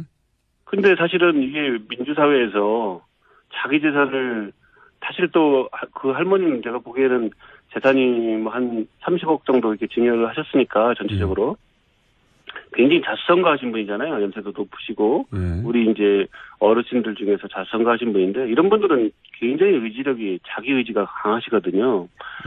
그런 분들은 자기 하고 싶은 대로 하세요. 증여도 내가 누구한테 주겠다든가 뭐 이런 의지가 강하세요. 그래서 사실은 이제 법정 지분이나 이런 것들도 막 침해해서 하는 경우도 있는데 그렇기 때문에 그런 분들이 자기 의지를 했다.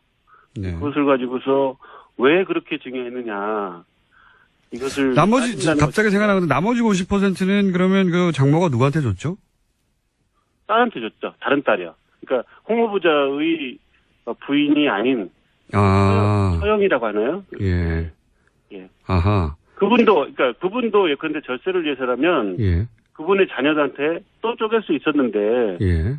왜 안 하고 근데 물론 뭐 그러니까 뭐 이 손녀에 대한 그 장모의 의지나 사랑의 관점에서 그러니까 장모의 관점에서 보지 않고 후보자의 관점에서 보니까 이런 일이 벌어진 것이다.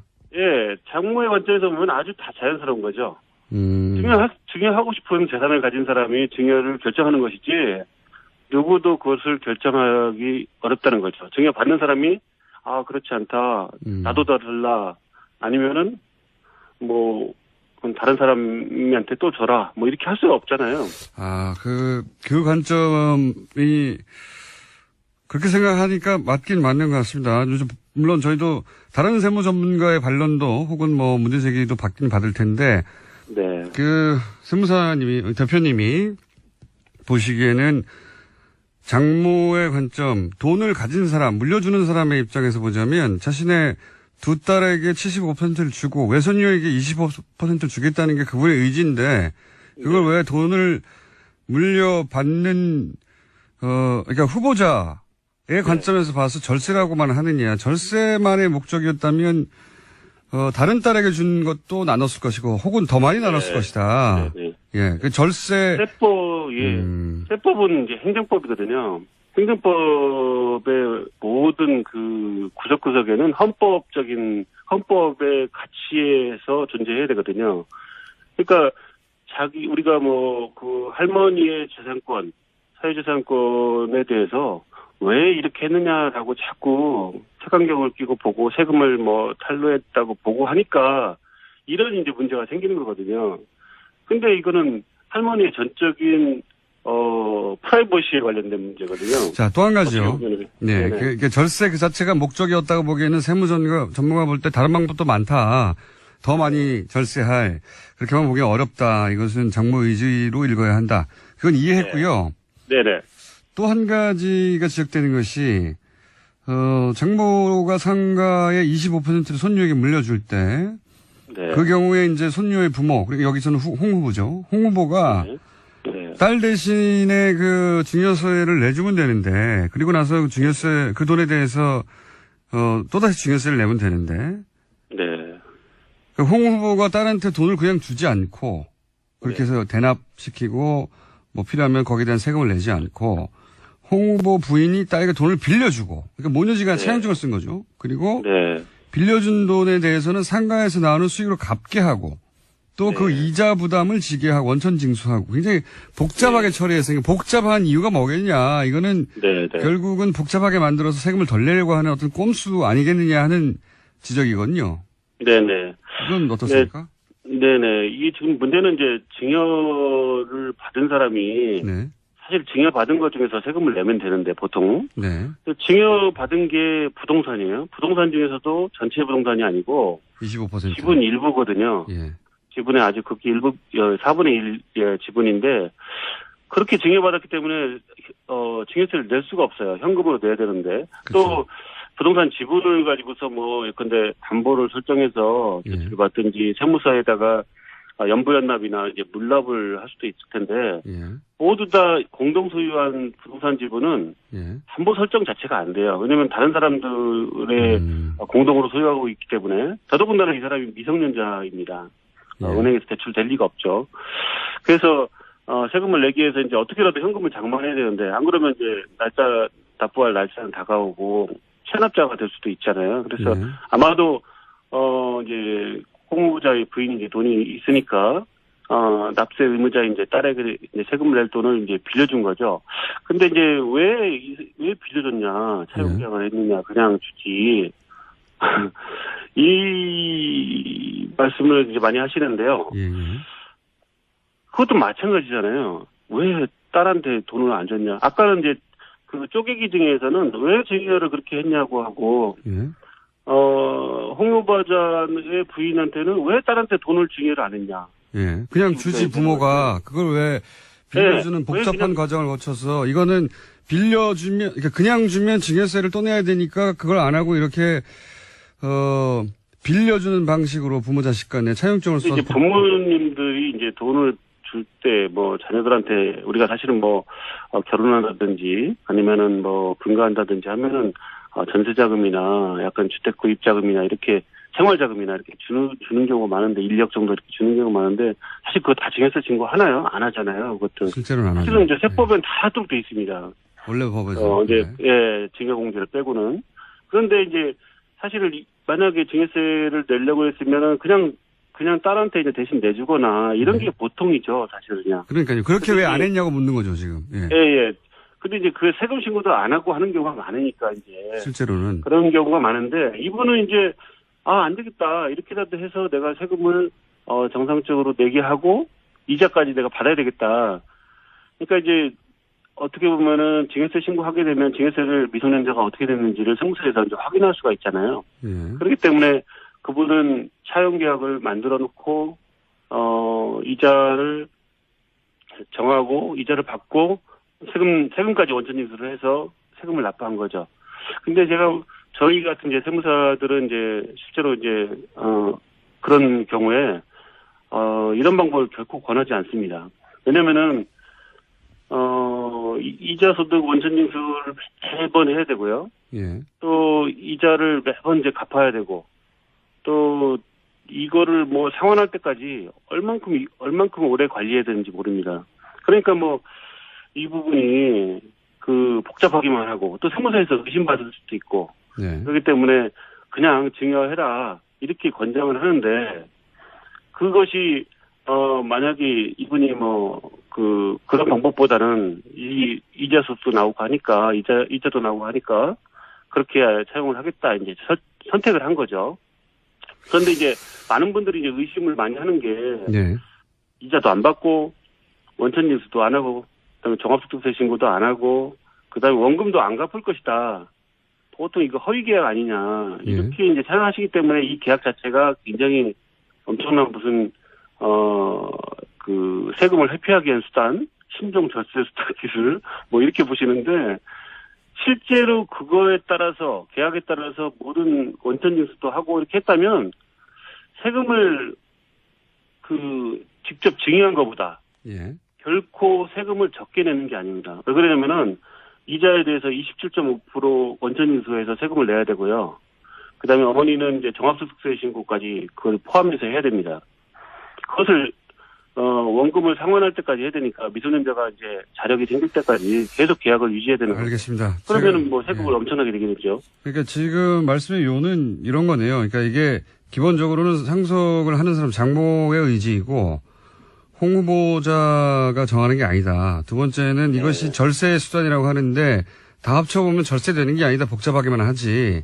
네. 절세 그 자체의 목적이었다면 다른 방법이 많다. 훨씬 더 절세할 수 있는. 그러니까 그 프레임으로 공격하는 게 직관적으로는 쉽게 받아들여지는데 세무 전문가의 관점에서 보자면 이것은 세금을 불법도 아닌 뿐만 아니라 세금을 정확하게 낸 것이다. 자신의 방식으로. 이런 겁니까? 요약하면? 예. 차용계약을 하면은 보통 이제 이자도 안 내고 세금도 안 내고 이런 경우가 많기 때문에 그것을 의심하는 거죠. 그리고 여기 이제 세무사들도 대부분 다 이거 원천징수도 안 하고 세금도 안 내고 해서 보통 그냥 세무서에다가 제출하기 위해서 만든 거다. 이렇게 이제 의심하는 분들이 많거든요. 근데 계약을 하고 이자도 주고 세금도 내고 했다면 그렇게까지 했어? 이렇게 생각하는 거죠. 알겠습니다. 요지는 정확하게 이해했고요. 네네. 오셨으면 좀 더 쉽게 설명이 됐을 것 같은데 전화를 하다 보니까 좀 한계가 있었습니다. 안타깝네요. 예. 네. 자, 오늘 여기까지 하겠습니다. 감사합니다. 네, 감사합니다. 네. 세무 전문가 중에서도 이렇게 생각하지 않는 분이 있을 테니까, 저희가 또 반론 언제든지 받습니다. 세무법인 구텍스 구제의 대표였습니다. 헬로 프로그램, 블랙하우스에 대한 문자가 많네요. 예. 클로즈업을 제발 하지 마라. 예. 저도 그렇게 생각합니다. 깜짝깜짝 놀랍니다. 토요일 보니까 공장장 유대균 씨에 비해 상대적으로 너무 야위였어요. 고기 좀 많이 드세요. 이 문자 아주 저도 좀 전에 읽었는데 그랬군요. 예. 주말에 딸 아이에게 플란다스의 개를 읽어주다가 오늘 여기까지 해야 되겠습니다. 시사인의 김은지였습니다. 감사합니다. 국민 여러분 안녕하십니까. 여러분의 귀염둥이 MB 인사 올렸습니다. 까꿍. 국민 여러분, 나는 평소에 탈세가 범죄이듯 공직자가 예산을 낭비하는 것도 일종의 범죄라고 생각하고 있습니다. 더구나 가장 어려운 사람이 가야 할 돈을 횡령하는 것은 용서받지 못할 범죄입니다. 저는 그런 확신을 가지고 있습니다.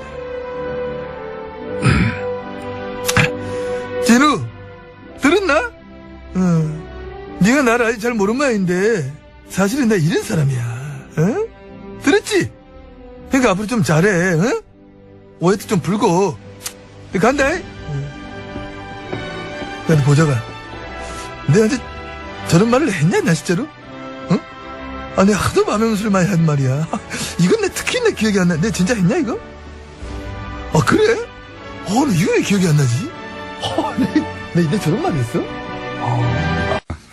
보신 분들도 있고 인터넷에서 이 클립이 포털에 올라왔었기 때문에 그때 보신 분들 있을 텐데 썰전 유명한 JTBC의 프로그램입니다. 다들 아실 텐데 여기서 이제 박형준 교수가 닷새에 관해서 양심 선언이라며 양심이라뇨. 아유. 양심 선언이라며 닷새와 관련된 나름의 방식으로 사건을 정리한 방송이 있었습니다. MB 측의 공식 입장이라고 봐도 무방합니다. 네, MB의 핵심 당사자들, MB 관련자들은 다 이렇게 얘기합니다. 프레임이 딱 이런 거죠. 네, 김정준에게 사기를 당했습니다. 예, 사실 박형준이라는 사람이 MB의 선대위 대변인을 했었어요. 나경원 그 의원과 함께.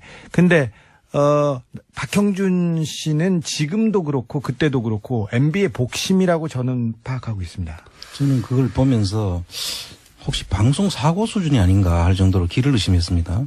그분이 자기가 대변인이라고 하면서 정말 완전 MB 개인의 대변인 역할을 아니요. 한 걸로. 그래서 봅니다. 저는 공식적인 입장이 나온 것 같아서 감사하고 기쁘더라고요. 네, 좋아요. 요 박형준 교수가 얘기한 프레임이 사실은 이명박 후보 시절의 프레임이기도 하고 검찰이 특검에서 발표한 프레임이기도 하고 지금도 여전히 10년 동안 주장하는 프레임입니다. 네, 근데 그렇죠. 이제 그걸 보다가 이제 두 전문가 분들이 벌떡 일어나서 이거 말도 안 된다고 이거 가지고 1시간 동안 1시간이 뭡니까? 몇 시간 동안 얘기할 수 있다고 하셨으나 3박 4일. 오늘은 그 중에 몇 가지만, 두세 가지 정도만 이게 이 프레임이 왜 사실과 다른가 짚고 그리고 박형준 교수님도 발언 기회가 있어야 되니까, 저희 방송에 나와서 왜냐하면 다른 방송에서는 말이죠. 박형준 교수님만큼 아는 사람이 없어요. 그래서 박형준 교수가 얘기하는 것에 대해서 반박하기 어렵습니다. 그 자리에서. 잘 모르니까. 저희는 아주 자세히 알고 있어요. 그러니까 저희 방송에 나오시면 저희가 즐거운 대화 상대가 되어드리겠습니다. 네. 섭외 한번 들어가겠습니다. 네네. 일단 양심 고백이라고 했던 양심에 대한 단어부터 조금 다시 고쳐주고 싶은데요. 그거는 이제 개인적으로 하시고요. 양심 고백이 아니라 양심 매각 아닌가요? 그런 얘기는 당사자가 있을 때 하시고요. 자, 그냥 사실관계 여기서 좀 아는데 굵직한 것만 얘기해보죠. 이명박 전 대통령을 만나기 전에 이미 김경준 씨가 BBK를 설립한 것이다. 여기서부터 출발해요, 사실은. 그러니까 BBK 이미 있었다는 거죠. 김경준 씨 혼자서 사업하려고. 근데 이제 나중에 만나서 이제 두 장을 보면 김경준 씨는 99년 초에 이명박 전 대통령을 만나서 몇 달 후 4월에 BBK를 만든다. 김경준 씨의 주장입니다. 네. 이명박 전 대통령은 아니다. 2000년 2월에 만났다. 이렇게 돼야 이제 BBK 설립한 뒤가 되거든요. 이후. 그래서 BBK 설립은 김경준이 한 거고 나는 안 했다. 이런 주장인데 이런 주장을 고수한 이제 박형준 교수도 얘기한 겁니다. 이게 왜 아닙니까?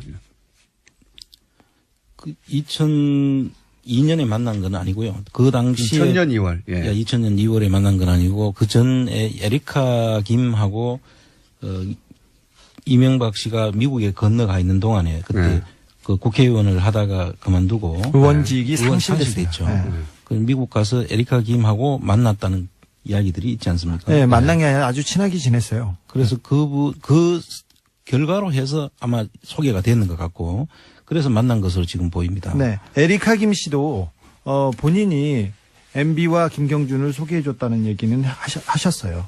그런데 그 김경준 씨는 부인하고 있어요. 이 얘기만 나오면 아주 뭐 굉장히. 그건 뭐 이해갑니다. 가족끼리. 네, 그럴 수 있죠. 이 사건을 연루시키고 싶지 않은 동생의 마음이겠죠. 예. 자, 99년 4월에 BBK를 김경준이 설립했다고 얘기했습니다. 그리고 자기는 전혀 모른다고 얘기했는데 이명박 대통령은 모른다고 얘기했죠. 모른다고 했죠. 근데 이명박 대통령이 자기가 새로운 사업을 했다. 그리고 새로운 회사를 세웠다고 그 떠들고 다닌 게 바로 설립 직후부터 주변에 얘기하고 다녔어요. 그리고 명함과 그다음 동영상과 그게 99년 지나서 2000년에 다 집중되고 있는데. 근데 처음 만들 때 자본금이 5천만 원으로 시작을 했다고 5천만 원은 투자 회사가 그 허용이 안 되는 그런 기준입니다. 예, 그래서 그거를 삼성생명 빌딩에 그렇죠. 17층에 그 회사를 만드는데 5천만 원으로 사실 그 안에 임대료도 다 못 내는 상황이잖아요. 보증금도 안 됩니다. 중구에 있는 삼성생명 빌딩 17층에 거의 전축을 썼거든요. 회사가 생기자마자 이 보증금도 못 낼 만한 작은 5천만 원짜리 자본금 회사가 여기서 어떻게 사무실 엽니까? 근데 삼성생명 사장이 이명박 전 대통령과 동기거든요. 고르되. 네. 그렇죠. 예. 실제 그리고 삼성생명이 나중에 100억을 투자하죠. 그렇습니다. 예, 100억을 투자하고 이 얘기하니까 이제 사실은 투자자들 소위 BBK의 투자자들이 다 김경준 씨는 알 수가 없는 사람들이에요. 네. 그렇습니다. 아니, 진짜. 이명박 대통령 친구 그리고 동료 그리고 교회에서도 투자를 했어요. 진짜 웃긴 게 그 장신대 쪽에서 4억인가 몇 억 투자했잖아요. 네네. 예. 근데 그 교회 그 소망교회. 이명박 장로였죠. 여기. 네. 그리고 하나은행에서도 투자할 때 이명박 씨의 친구죠. 그 회사이기 때문에 투자했다는 내부 문건이 있습니다. 그 안에. 네네. 네. 그리고 나중에 그 BBK가 좀 잘못되자마자 BBK에 돈을 달라고 얘기하지 않고 김경준한테 돈 달라고 얘기하지 않고 다 이명박 대통령한테 돈 그렇죠. 달라고 하고 심택이. 고발하고 네. 그다음에 내용 증명 보냈죠. 심택이 나중에 돈을 돌려달라고 소송을 하면서 소송 대상을 이명박 씨와 그 김경준 씨 둘을 상대로 해서 소송을 합니다. 일단 MB 쪽에서 김경준이라는 국제 금융 사기꾼한테 사기를 당했다고 얘기를 하는데 근데 모든 다른 피해자들은 MB한테 사기를 당했어요. 이거는 어떻게 할 거예요? 당했다고 주장했죠. 그때 당시에. 예. 그리고 김경준 씨는 그 전에 국제 사기꾼이 아니었어요. 굉장히 잘 나가던 그냥 펀드 매니저였지. 예. 그리고 그때 나이 34살이었습니다. 한국말도 잘 못하는. 보면은 심택 사장도 고려대 동문이었고요. 그렇습니다. 예. 그리고 삼성생명 사장도 고려대 동문이었고요.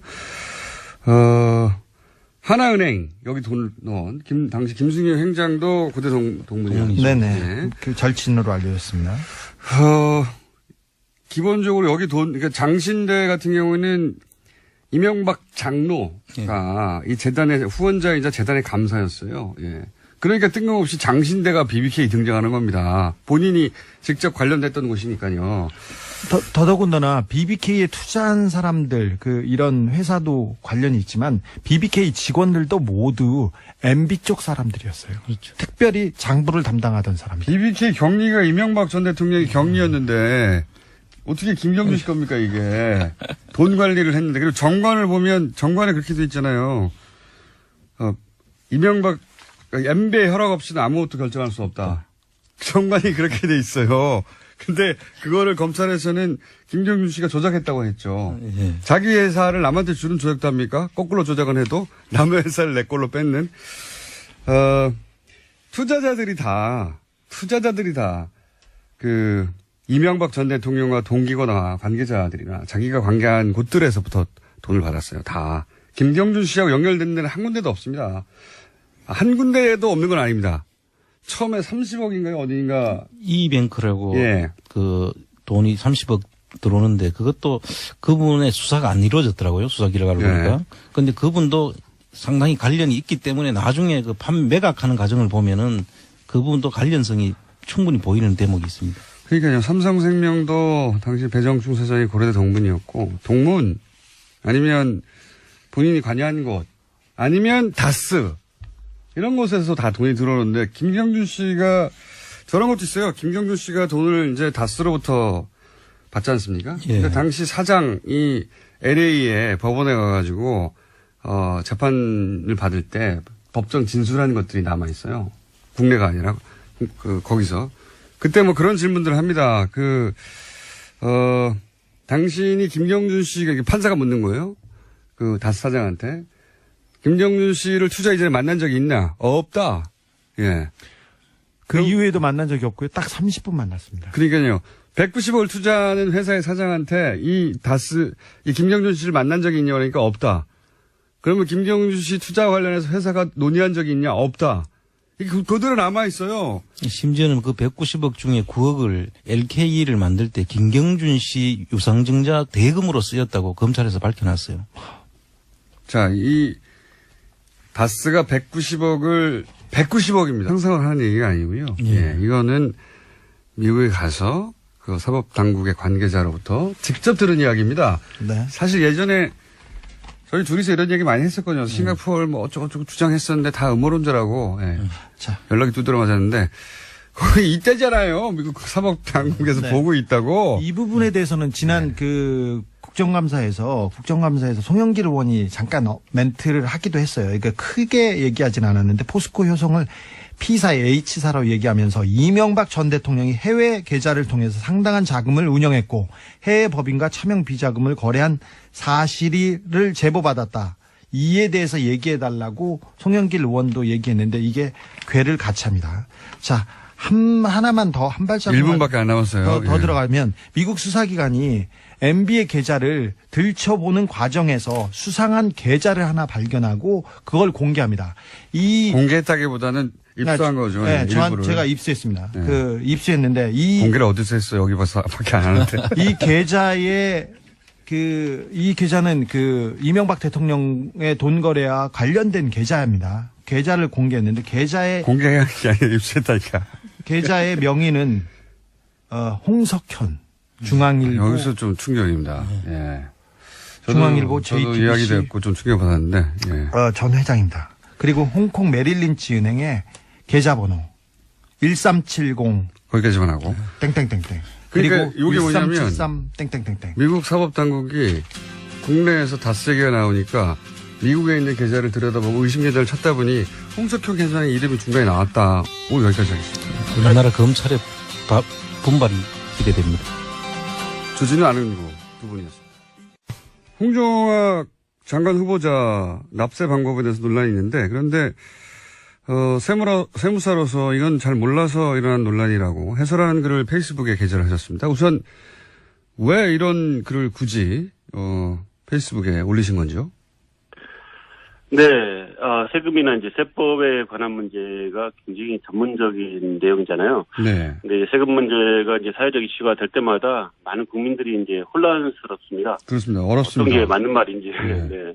그래서 이럴 때 이제 전문가가 이제 침묵하면 의혹을 제기하거나 이제 목소리 큰 사람이 이기게 되잖아요. 네. 그래서 식견이나 이제 규명감 있는 전문가가 제대로 된 이제 논평과 분석을 해줘서 청문회에 앞두고 있는 국민들에게 정확하게 판단할 수 있게 돕는 게 우리 사명이라고 할 수 있죠. 그래서 근데 이제 그 맞는 말씀이신데 전문가들이 잘 안 나서잖아요, 보통. 글쎄요, 각자의 의견이 있기 때문에 그렇겠지만 그래도 균형감 있는 전문가라면 네. 한번 의견을 개진하고 그것에 대해서 논쟁도 또 하고 할 수 있겠죠. 근데 많은 분들이 직접 글을 쓰는 거는 굉장히 좀 망설이더라고요. 네. 근데 저도 세무사 단체를 이끌었습니다마는 많은 이제 세무사들을 제가 만나서 얘기 들어보면 저하고 거의 의견이 일치합니다. 네. 알겠습니다. 참여연대에서 조세개혁 부소장도 지내셨고, 예. 한국세무사고시회 회장도 하셨고, 자격은 충분한 것 같습니다. 근데, 요는 전문가라면 그렇게 어렵지 않게 판단할 수 있는 사안인데 너무 복잡한 세법이다 보니 정치적 공방 속에서 이게, 잘못 알려지고 있다. 그래서 내가 굳이 써서 이렇다라고 해설해 줘야 되겠다는 생각을 하셨다는 거잖아요. 예. 네, 그렇습니다. 자, 그럼 구체적으로 쟁점을, 간단하게 추려 볼 테니까 일반인도 이해할 수 있게 좀 설명을 부탁드립니다. 우선 크게 나누면 두 가지인데 그 후보자의 장모, 홍 후보자의 장모가 보유하고 있던 상가 지분을 딸과 손녀에게 나눠서 증여합니다. 네. 네. 그랬더니 이게 쪼개기 증여다. 예, 단어부터 뉘앙스가 그러니까 증여세를 덜 내려고 편법으로 꼼수를 부렸다. 이런 뉘앙스예요. 이게 문제가 됩니까? 쪼개기 증여라는 말은 저도 처음 들어봤습니다. 아마도 이제 증여를 이제 일반인들이 빨리 알아듣게 하기 위해서 아마 쪼개기라는 용어가 만들어진 것 같은데요. 네. 사실 그 증여라는 거 이제 어르신들이 이제 대물림을 네. 위해서 어르신 연세가 이제 높아지지 않습니까? 그러면 네. 이제 자손들한테 상속이나 증여를 통해서 대물림을 합니다. 네. 거기까지는 물론 뭐. 뭐 대물림 할 것도 아무것도 없는 분들도 계시죠. 네네. 근데 아파트라도 한 채 있다. 네. 뭐 집이라도 한 채 있다 그러면 당연히 대물림을 할 수밖에 없어요. 안 그러면은 네. 대물림을 많이 못하게 된다면 이거는 문제가 심각하죠. 네. 근데 물론 이제 재벌들이나 대재산가들이 이제 변칙증여나 상속을 하는 거는 문제지만 네.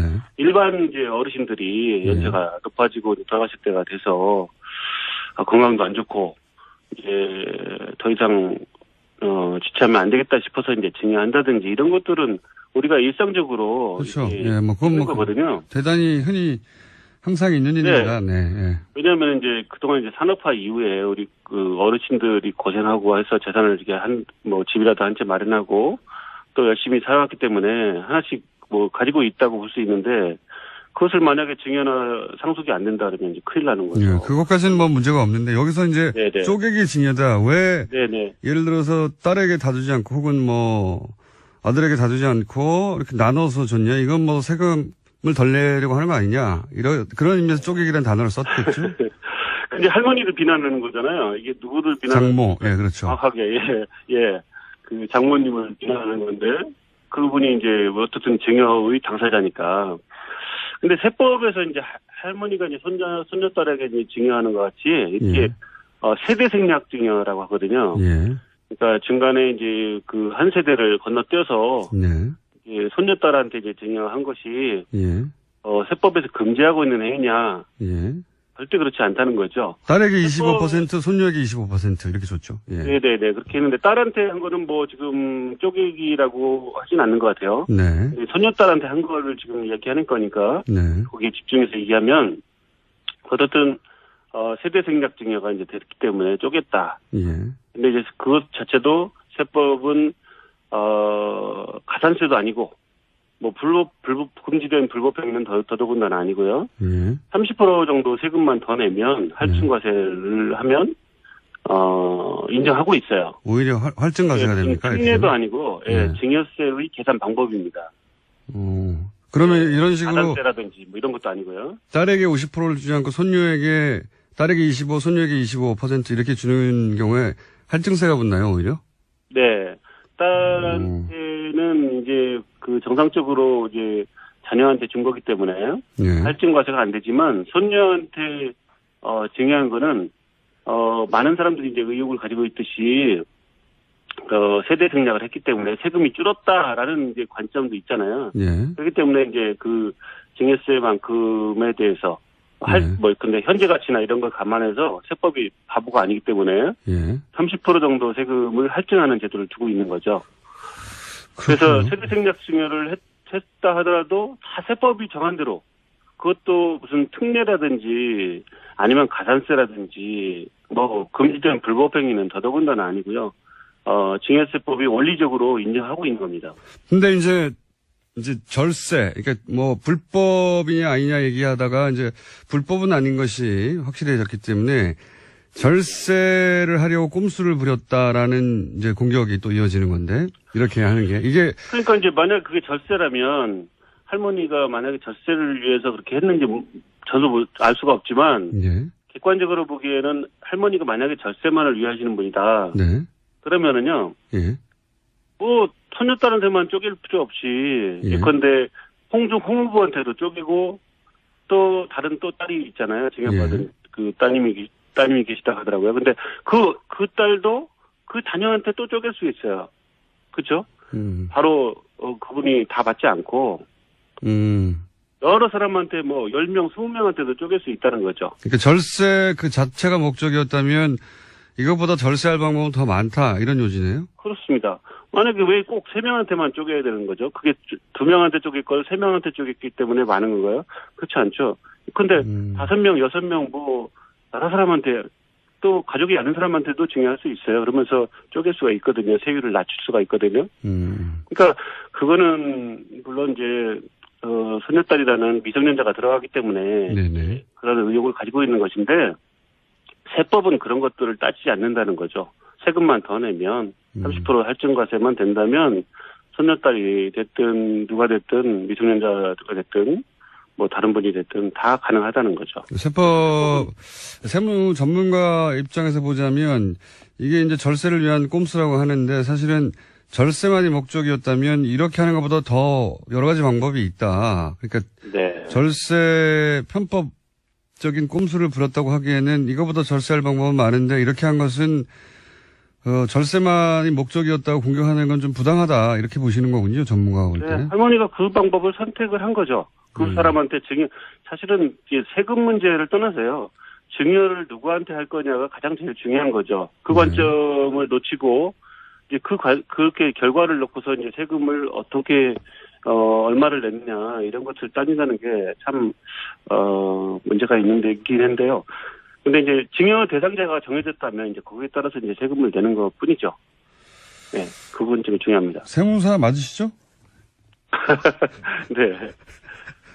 자, 그러니까 이게 지금 첫 번째 이슈에 대해서는 이렇게 보시는 거군요. 그러니까 후보자의 장모가 딸에게 25%, 손녀에게 25%를 주겠다는 것은 장모가 딸과 외손녀에게 그렇게 주겠다는 의지의 문제인데 이게 깜짝 놀랐습니다. 주인공인 넬로의 할아버지 이름이 예한 다스예요. 그렇군요. 야, 이럴 수가 있습니까? 주인공의 할아버지 이름이 예한 다스랍니다.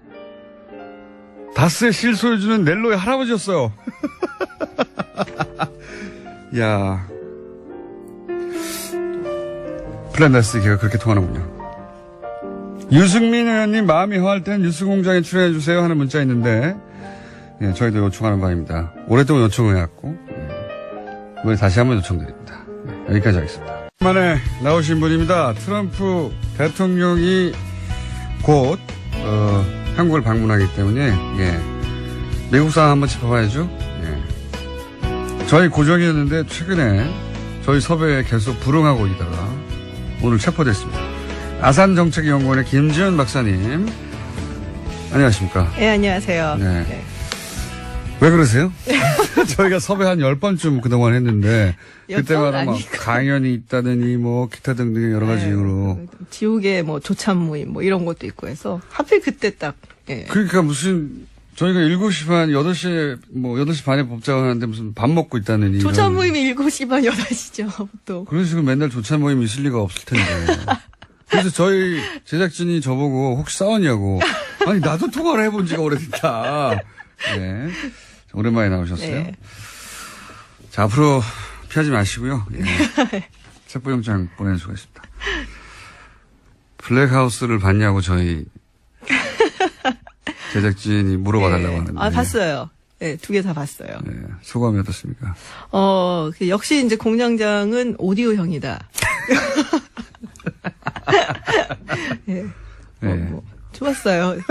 타이트샷만 좀 없으면은 더 좋겠다. 아니, 저도 왜 이렇게 얼굴 가까이 잡는지 잡을 때마다 깜짝깜짝 놀래가지고 이건 아닌데. 이건 아닌데. 저희 집 TV가 별로 안 커갖고 네. 다행이다. 그나마 다행이네요. 네. 그거를 막 65인치 이런 걸로 70인치로 보면 밤에 또 그것도. 그거는 폭력적입니다. 제가 보기에도 테러예요. 네. 뭐 그건 그렇고 근데 이제 이걸 물어봐 달라고 했던 이유는 아마 그런 것 같아요. 거기서 이제 트럼프 대통령 방한하니까 미국에서 이제 사실은 이건 트럼프 대통령 후보 때부터 있었던 얘기예요. 후보 때부터 미국의 저명한 정신과 의사 몇 명이 오바마 대통령한테도 편지를 보내고 저 사람 정신적으로 건강하지 않다고 정신과 전문의들이 그리고 뉴욕타임즈에도 메일을 보냈던 정신과 전문의들이 있고 그리고 나서 이제 책도 나왔다. 네, 얼마 전에 나왔죠. 네, 책도 나왔고 그 책에 참여한 또 사람들이 또 쟁쟁한 분들이에요. 네. 그러니까 저명한 미국의 정신과 의사들이 트럼프 대통령의 정신건강 상태를 볼 때 핵버튼을 맡기면 안 된다. 위험하다. 네. 이런 식의 진단이 진지하게 미국 사회에서 나오고 있는 거죠. 농담처럼 하는 게 아니라. 그렇죠. 이게 27명으로 제가 알고 있거든요. 27명 그 정신과 의사, 심리학자들이 참여를 했는데 그 제목이 Dangerous Case of Donald Trump예요. 네. 네, 뭐 보지는 않았어요. 뭐 네. 내용 이런 책이 나왔고 이런 내용이 있다는데 뭐 사실 뭐 다 아는 내용이기 때문에 그렇죠. 정신적으로 불안정하다. 네, 뭐 자기밖에 특별히 뭐, 모른다. 뭐 이런 새로운 거. 건 없고 근데 과대망상이다. 뭐 쟁쟁한 이제 학자들이라고 하셨는데 그 사람이 들어가 있더라고요. 그 우리한테 잘 알려주는 그 스탠포드 감옥 실험 했었던 네, 짐바르조 네. 교수 있죠. 굉장히 유명한 분이죠. 굉장히 유명한 사람이죠. 예. 근데 그 사람도 이제 여기에 아마 이제 저자 중에 한 명으로 예. 들어가 있는 것 같아요. 그래서 과거에 회장했거나 이런 사람도 많이 들어가 있더라고요. 예. 그러니까. 근데 원래는 사실 미국에서 그 골드워터 룰이라고 해갖고 그렇죠. 본인이 직접 상담을 하거나 검사를 하지 않는 사람에 대해서는 뭐 심리적으로 어떻다 저떻다 분석을 하는 것이 굉장히 비윤리적이다. 그래서 금기시되어 있어요. 그렇죠. 골드워터라고 공화당 후보였는데 핵전쟁을 하자고. 베리 골드워터. 예. 4년도 선거에 나왔죠. 핵전쟁을 하자고 그래서 저 사람 미친 사람이라고 정신과 의사들이 가서 얘기하다가 그 소송을 해서 네. 그 사람은 떨어지고 골드워터는 64년도에 떨어졌죠. 예, 떨어지고 네. 왜냐면 핵전쟁 하자고 그랬거든요. 공화당 후보인데. 그때 예, 항상 뭐 미사일 크라이시스 뭐 이런 거 있었고 핵전쟁 하자고 그러니까 이제 정신과 의사들 저 사람 미쳤다고 했는데 그것 때문에 떨어졌다고 생각해서 소송을 했어요. 네. 그래서 근데 다 소송에서 알고 이게 계시네. 예. 그 정도는 제가 압니다. 소송에서 이겨버렸죠. 예. 그리고 나서 정신과 의학계가 이제 직업윤리로 만든 거죠. 그렇죠. 예. 정치원에서 이제 후보들 중에 직접 자기가 대면에서 상담하지 않은 사람에 대해서는 공개적으로 정신적 평가를 하지 말라. 그런 식으로 룰을 네. 만들었죠. 근데 이제 이 정신과 의사들이 하는 얘기가 지금 너무 중차대한 위기가 아니냐. 이 사람이 이제 대통령이다 보니까 그래서 원래 이제 우리의 어떤 직업 윤리 같은 게 있는데 그걸 저버리고라도 이건 국가가 너무 위험하기 때문에 경고해야 한다. 네, 해야 된다. 그래갖고 이제 책을 냈죠. 네. 뭐 내용 보면은 뭐 프로그램에도 다른 프로그램에도 나왔었지만 뭐 굉장히 나르시스트고 네. 그리고 자기중심적이고 그리고 아주 즉흥적이고 네. 그리고 뭐 현실만 바라보는 곧 딱 즐거움만 보고 뭐 소시오패스 경향 예. 등등등. 그래서 대단히 위험하다. 그렇죠. 저희가 한 얘기 아니에요. 저희 뉴스공장에서도 네, 책에서 그랬어요. 뉴스공장에서도 미친 거 아닐까 이런 얘기 했었는데 그런 얘기를 굉장히 전문적으로 네. 심각하게 이 사람으로부터 대통령 권한을 빨리 뺏어야 된다고 정신과 의사들이 전명한 사람들이 나섰다. 지금 뭐 베스트셀러라고 보시면 베스트셀러, 예, 뉴욕타임즈 베스트셀러입니다. 자, 그거 한번 얘기해 놓고요. 이게 네. 뉴스공장에서는 오랫동안 얘기했던 건데 미친 거 아니야? 미친 거 아니야? 이런 식으로. 근데 정말로 정신과 의사들이 이런 얘기를 여기서 하고 있다. 미쳤다고 하고 주장하고 있어요. 그레이시라고. 네, 그렇죠. 그거는 전략이 아니라 실제 정신적인 문제라고 이제 정신과 의사들은 그렇게 보고 있습니다. 저도 사실 전략이라고 보기 조금 어렵다 싶은 게 예. 전략이었으면 뭔가 나온 게 있어야 되거든요. 예. 근데 지금 뭐 물론 이제 한국에서 약간 보수 성향 가지신 분들은 트럼프 대통령이 김정은이나 북한 대하는 건 훨씬 더 잘하지 않냐 이렇게 얘기를 하시는데 우리가 정말로 전략적이고 협상을 잘하는 사람이면은 자기가 불리하거나 아니면 비슷한 상대에서 뭔가를 얻어놔야 돼요. 예. 근데 그런 이제 소기의 성과가 있어야 되는데 사실 국내 정치나 이런 데서는 별로 없어요. 얻어낸 게 없죠. 예. 지지율도 최저예요, 역대. 지지율도 최저고 지금 자기가 약속했던 거의 얻어낸 게 없는데 근데 유일하게 뭐 국제적인 부분에서 약간 힘으로 예. 사실 지금 뭐 미국이 세계에서 슈퍼갑이잖아요. 그렇죠. 그러니까 힘으로 해갖고 얻어내는 건 사실은 전략적이고 협상을 잘한다고 보기엔 좀 어렵거든요. 이게 무슨 전략입니까? 자기가 힘을 세서 때리는 건데 그냥. 그렇죠. 예. 삥 뜯는 거죠, 그거는. 죄송합니다. 아니 전문가 박사님이라고 모셨더니 삥이라뇨. 저도 안 하는 그 전문 단어를. 용어잖아요, 그것도. 전문 용어긴 한데 어쨌든 트럼프 대통령이 전략가였으면 국내 정치로 많은 걸 얻어냈을 텐데 그런 건 하나도 없다. 현재. 그렇죠. 사실 예. 많은 법안들을 통과시키지 못했죠. 자기 표 법안들을. 지금 이제 세금 개혁 법안이 이제 상하원에서 네. 공화당에서 내놨고 이게 어떻게 통과가 되느냐 게 나와 있는데 지금 제가 보기 올해는 일단 힘들고요. 네. 그 의회 의원들이 그 워싱턴 DC에 있는 날들이 있고 자기네 지역구가 있는 날들이 있어요. 지금 이제 날짜로만 따지면 한 4주 정도밖에 안 남았어요. 의회에 있는 시간이. 근데 지금 하원하고 상원에서 내놓은 안들이 다르기 때문에 서로 통과가 되더라도 컨퍼런스 커미티라고 해서 간직 상좀 조정을 해야 돼요. 그게 몇 달씩 걸릴 수도 있어요. 그러니까 올해는 사실 물 건너간 거라고 보는 게 맞죠. 그러니까 이 트럼프 대통령이 사실 공화당이 다수당인데도 자기가 원하는 법안들을 통과시키지 못하고 오히려 그렇죠. 공화당 내에서 비토당하고 있기 때문에 네. 뭐 전략가라든지 그렇게 불리기는 어렵다고 보시는 거죠. 저는 그런 것 같아요. 외교에서 이제 여러 가지 목소리를 내는데 그거는 미국이 워낙 힘이 세니까 네. 자기가 하고 싶은 대로 하고 있는 와중에 전략이 아니다. 뭐 나프타도 근데 지금 사실 교착 상태거든요. 네. 네, 원하는 대로 못 가고 있고. 원하는 대로 된 게 지금 사실 없어요. 그래서 트럼프 대통령의 지지율은 나날이 떨어져서. 지금 37%예요, 오늘 보니까. 그러니까 미국 대통령이 30% 그래서 마이너스라고 하죠. 반대보다 그렇죠. 지지자보다 반대자가 더 많은 거. 예. 미국 대통령은 마이너스가 거의 없어요. 뭐 한 48, 47 요런 정도는 있거든요. 네. 근데 지금 요 시점에서 가장 낮았던 사람이 이제 빌 클린턴 정도 51% 이랬었는데 아직 1년도 안 된 거잖아요. 근데 트럼프 대통령이 지금 37%면 상당히 낮은 거죠. 역대 가장 낮다고 지금 네. 뭐 최근 70년 사이 없다 뭐 이런 얘기 하는데 이와간 굉장히 낮다. 네. 그런데 때리는 것 중에 하나가 이란 핵 협정 파기 이거 있지 네. 않습니까? 이거에 대해서 워싱턴 정관은 반응이 뭐예요? 그러니까 이란 핵협정에 대해서는 사실은 이제 공화당 민주당이 워낙에 갈렸었어요. 그 부분에 있어서. 원래부터. 예, 그래서 지금 이제 트럼프 대통령이 90일마다 이걸 서티파이를 해야 되는 건데 그걸 이제 네. 안 한 거잖아요. 인증하지 않는 거죠. 예. 근데 그거를 사실은 넣은 것, 그런 이제 규정을 넣은 것도 당시 이제 오바마 대통령이 이란이 제대로 준수를 안 하는데 죄송합니다. 그냥 이거를 패스해버릴까봐. 3개월마다 그래갖고. 체크하라고 누르는 그렇죠. 예. 근데 이게 반대로 된 거거든요. 지금 상황이. 그래서 의외로 공이 넘어갔는데, 그래서 조금 두고 보긴 해야 될 것 같아요. 이 부분은. 이제 민주당이나 약간 진보 측에서는 이란이 뭐 크게 잘못한 건 없지 않냐라고 네. 얘기를 하고 있고, 공화당이나 보수 측에서는 뭐 핵협정을 위반한 건 아닌데, 뭐 ICBM이라든지, 뭐 네. 장거리 미사일이라든지, 뭐 이런 거. 그리고 거기에 들어가 있는 규정 중에 이제 일몰 조항 같은 거, 이런 게 조금 문제시 된다. 교체된다. 뭐 이런 입장이기 때문에. 또 국제적으로는 비난을 많이 받고. 국제적으로는 비난을 많이 받죠. IAEA에서도 이게 뭐 잘못한 게 없는데 왜 다 그러냐고. 지키고 있는데 왜 이러냐고. 그렇죠. 예. 예. 자, 지금 전반적으로 미국 상황과 트럼프 상황은 어떤가 지금 짚어보는 와중인데. 네. 또 하나는 최근에 왜 러시아 스캔들 때문에 FBI 특검이 네. 측근을 기소했잖아요. 기소했죠. 궁금한 것은 이게 미국 정가에서 트럼프의 위기로 실제로 보고 있습니까, 이걸?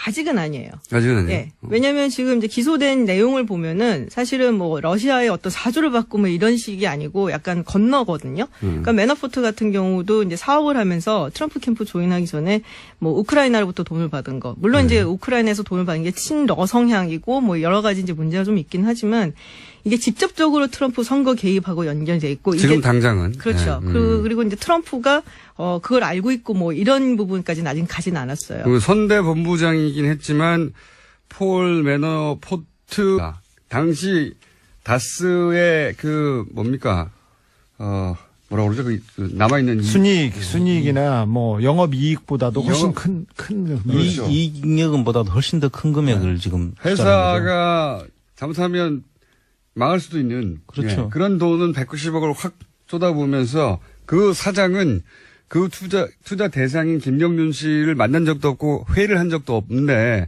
만난 지 30분 만에 190억을 투자를 해요. 말도 안 되지 않습니까? 그런데 여기에 대해서 이명박 전 대통령이 자 그러면 회사가 그렇게 30분 만에 투자 결정을 했는데 그럼 이상은 그리고 누굽니까? 형 이상은하고 김재정 씨. 그러니까 최대 두 사람- 주주들이죠. 예, 그 두 사람이 물어봤느냐. 김경준 씨가 어떤 사람이냐고. 김경준 씨를 만난다고 하고 있었으니까요. 그렇죠. 물어봐야 될 거 아닙니까? 회사가 운명이 걸린 190억을 투자하는데 이명박 전 대통령에게 김경준 어떤 사람이냐고 물어봤냐고 물어보니까 본인은 모른다고. 네. 가족들인데 자기하고 같이 사업하고 있는 김경준 씨에 대해서 이명박 전 대통령한테 안 물어봤다는 거예요. 자기는 모른다고 한 번도. 예.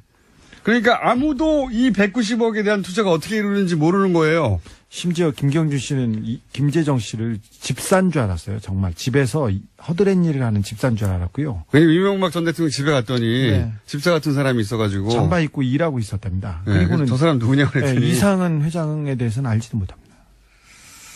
자, 190억을 투자한 다스의 사장은 김경준 씨를 그때 처음 받고 30분 만에 190억을 투자한 거예요. 예. 어떻게 이게 다스의 결정입니까? 자체적으로. 자, 이거 하나만 해도 할 말이 진짜 많은데. 이 10개인데 하나를 했어요. 이렇게 하면 어떻게 해? 방송을. 하나만 가지고 넘어가야 하는 것 같아요. 아유, 어떻게 해? 이제 다 끝났어. 아니 10분 남았는데 너무 많이 했네. 아니, 이제 박혁준 교수님이 한 말이 너무 많아가지고 다 짚어야 되는데. 1번이에요. 지금 10번 중에 1번이에요, 지금.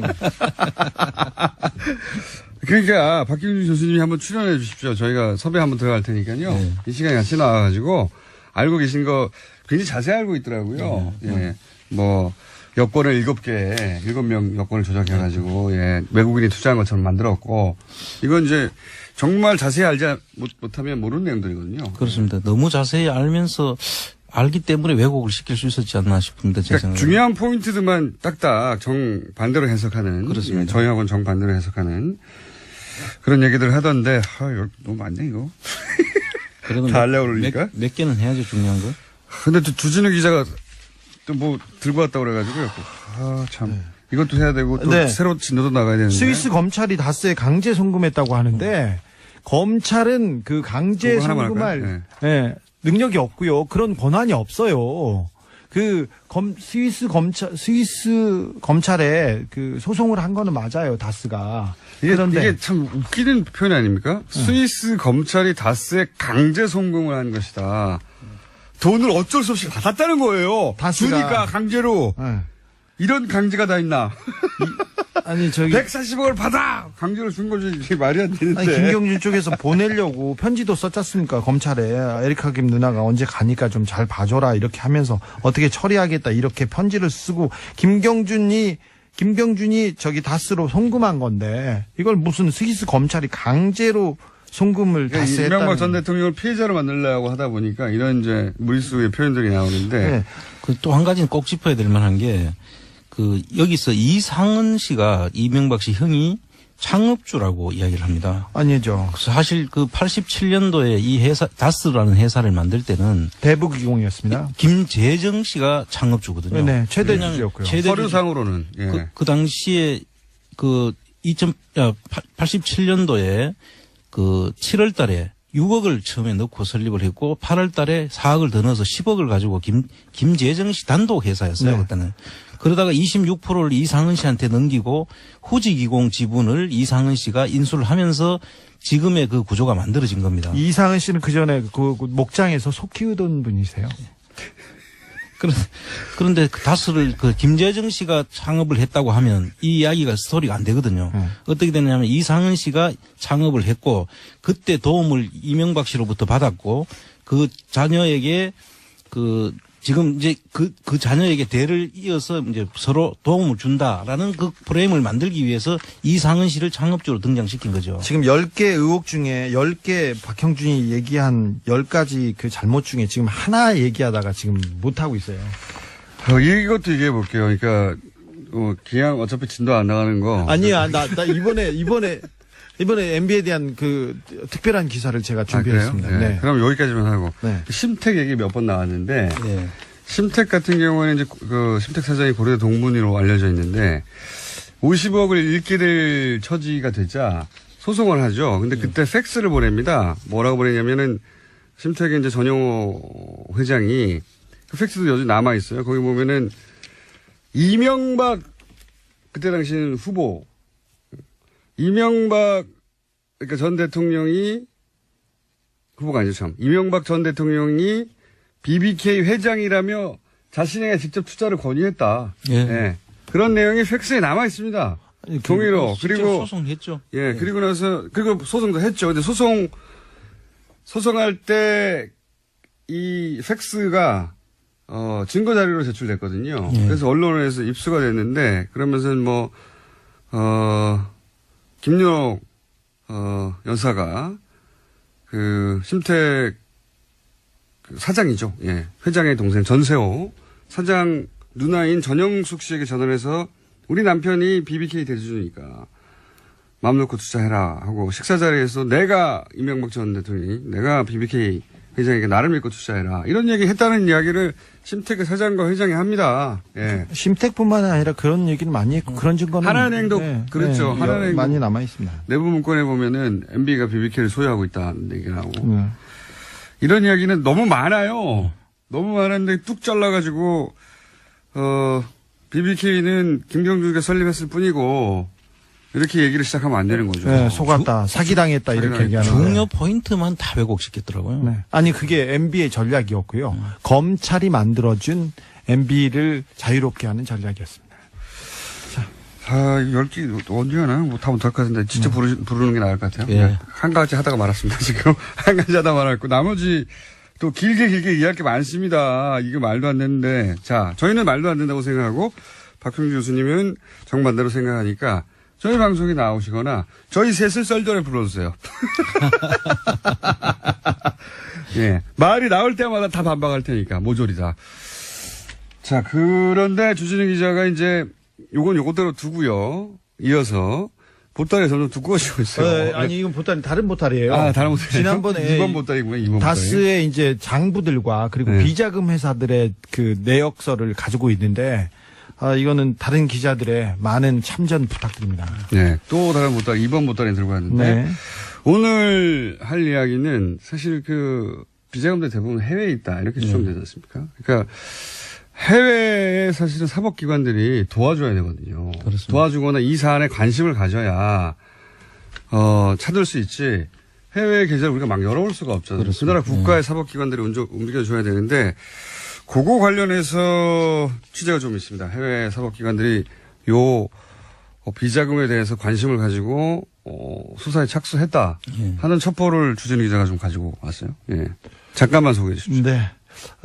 최근에 외신에서 이명박 대통령의 구속 가능성에 대해서 기사가 나오기 시작했습니다. 더불어서 미국 수사기관에서도 이명박 대통령의 수상한 돈 흐름을 포착해서 수사에 나선 것으로 확인됐습니다. 다 조심스럽네. 네. 말을 더듬고. 제가 미국 가서 워싱턴에서 만난 미국 법무부 고위 관계자를 만났는데 이런 얘기했습니다. 미국 엘라베마에 있는 다스 현지 법인에서 거액의 돈 움직임이 포착되었다. 이거는 미국 네. 사법기관의 이야기입니다. 네. 싱가포르의 한 계좌를 거쳐 중국으로 넘어가는 수상한 돈 거래가 있는데 이것도 저희들이 공식적으로 들여보고 있다. 이렇게 얘기했습니다. 이분은 공식적인 조사, 정식 수사라고 했습니다. 관계기관, 그러니까 국세청, 그다음에 법무부, FBI를 포함한 합동수사팀 회의라는 이런 얘기도 하셨어요. 요거 처음 나가는 뉴스인데. 그렇습니다. 예, 처음 나가는 뉴스인데 이런 겁니다. 다스 얘기가 국내에서 많죠. 다스 누구 겁니까? 근데 이제 미국 어떻게 들었는지 모르겠는데 다스 누구 겁니까를 거기서 들었어요. 사법기관이. 다스는 영어로도 다스예요. 다스 누구 겁니까를 거기서도 들었고 그것이 전직 대통령과 관련이 있고 그 자회사가 미국에 있다는 걸 알고 미국의 사법당국도 요 사안에서 들여다보기 시작했다. 처음으로 전하는 소식입니다, 저희가. 네. 사법당국이 들여다보기 시작했다. 큰일 났다. 아이고, 신난다.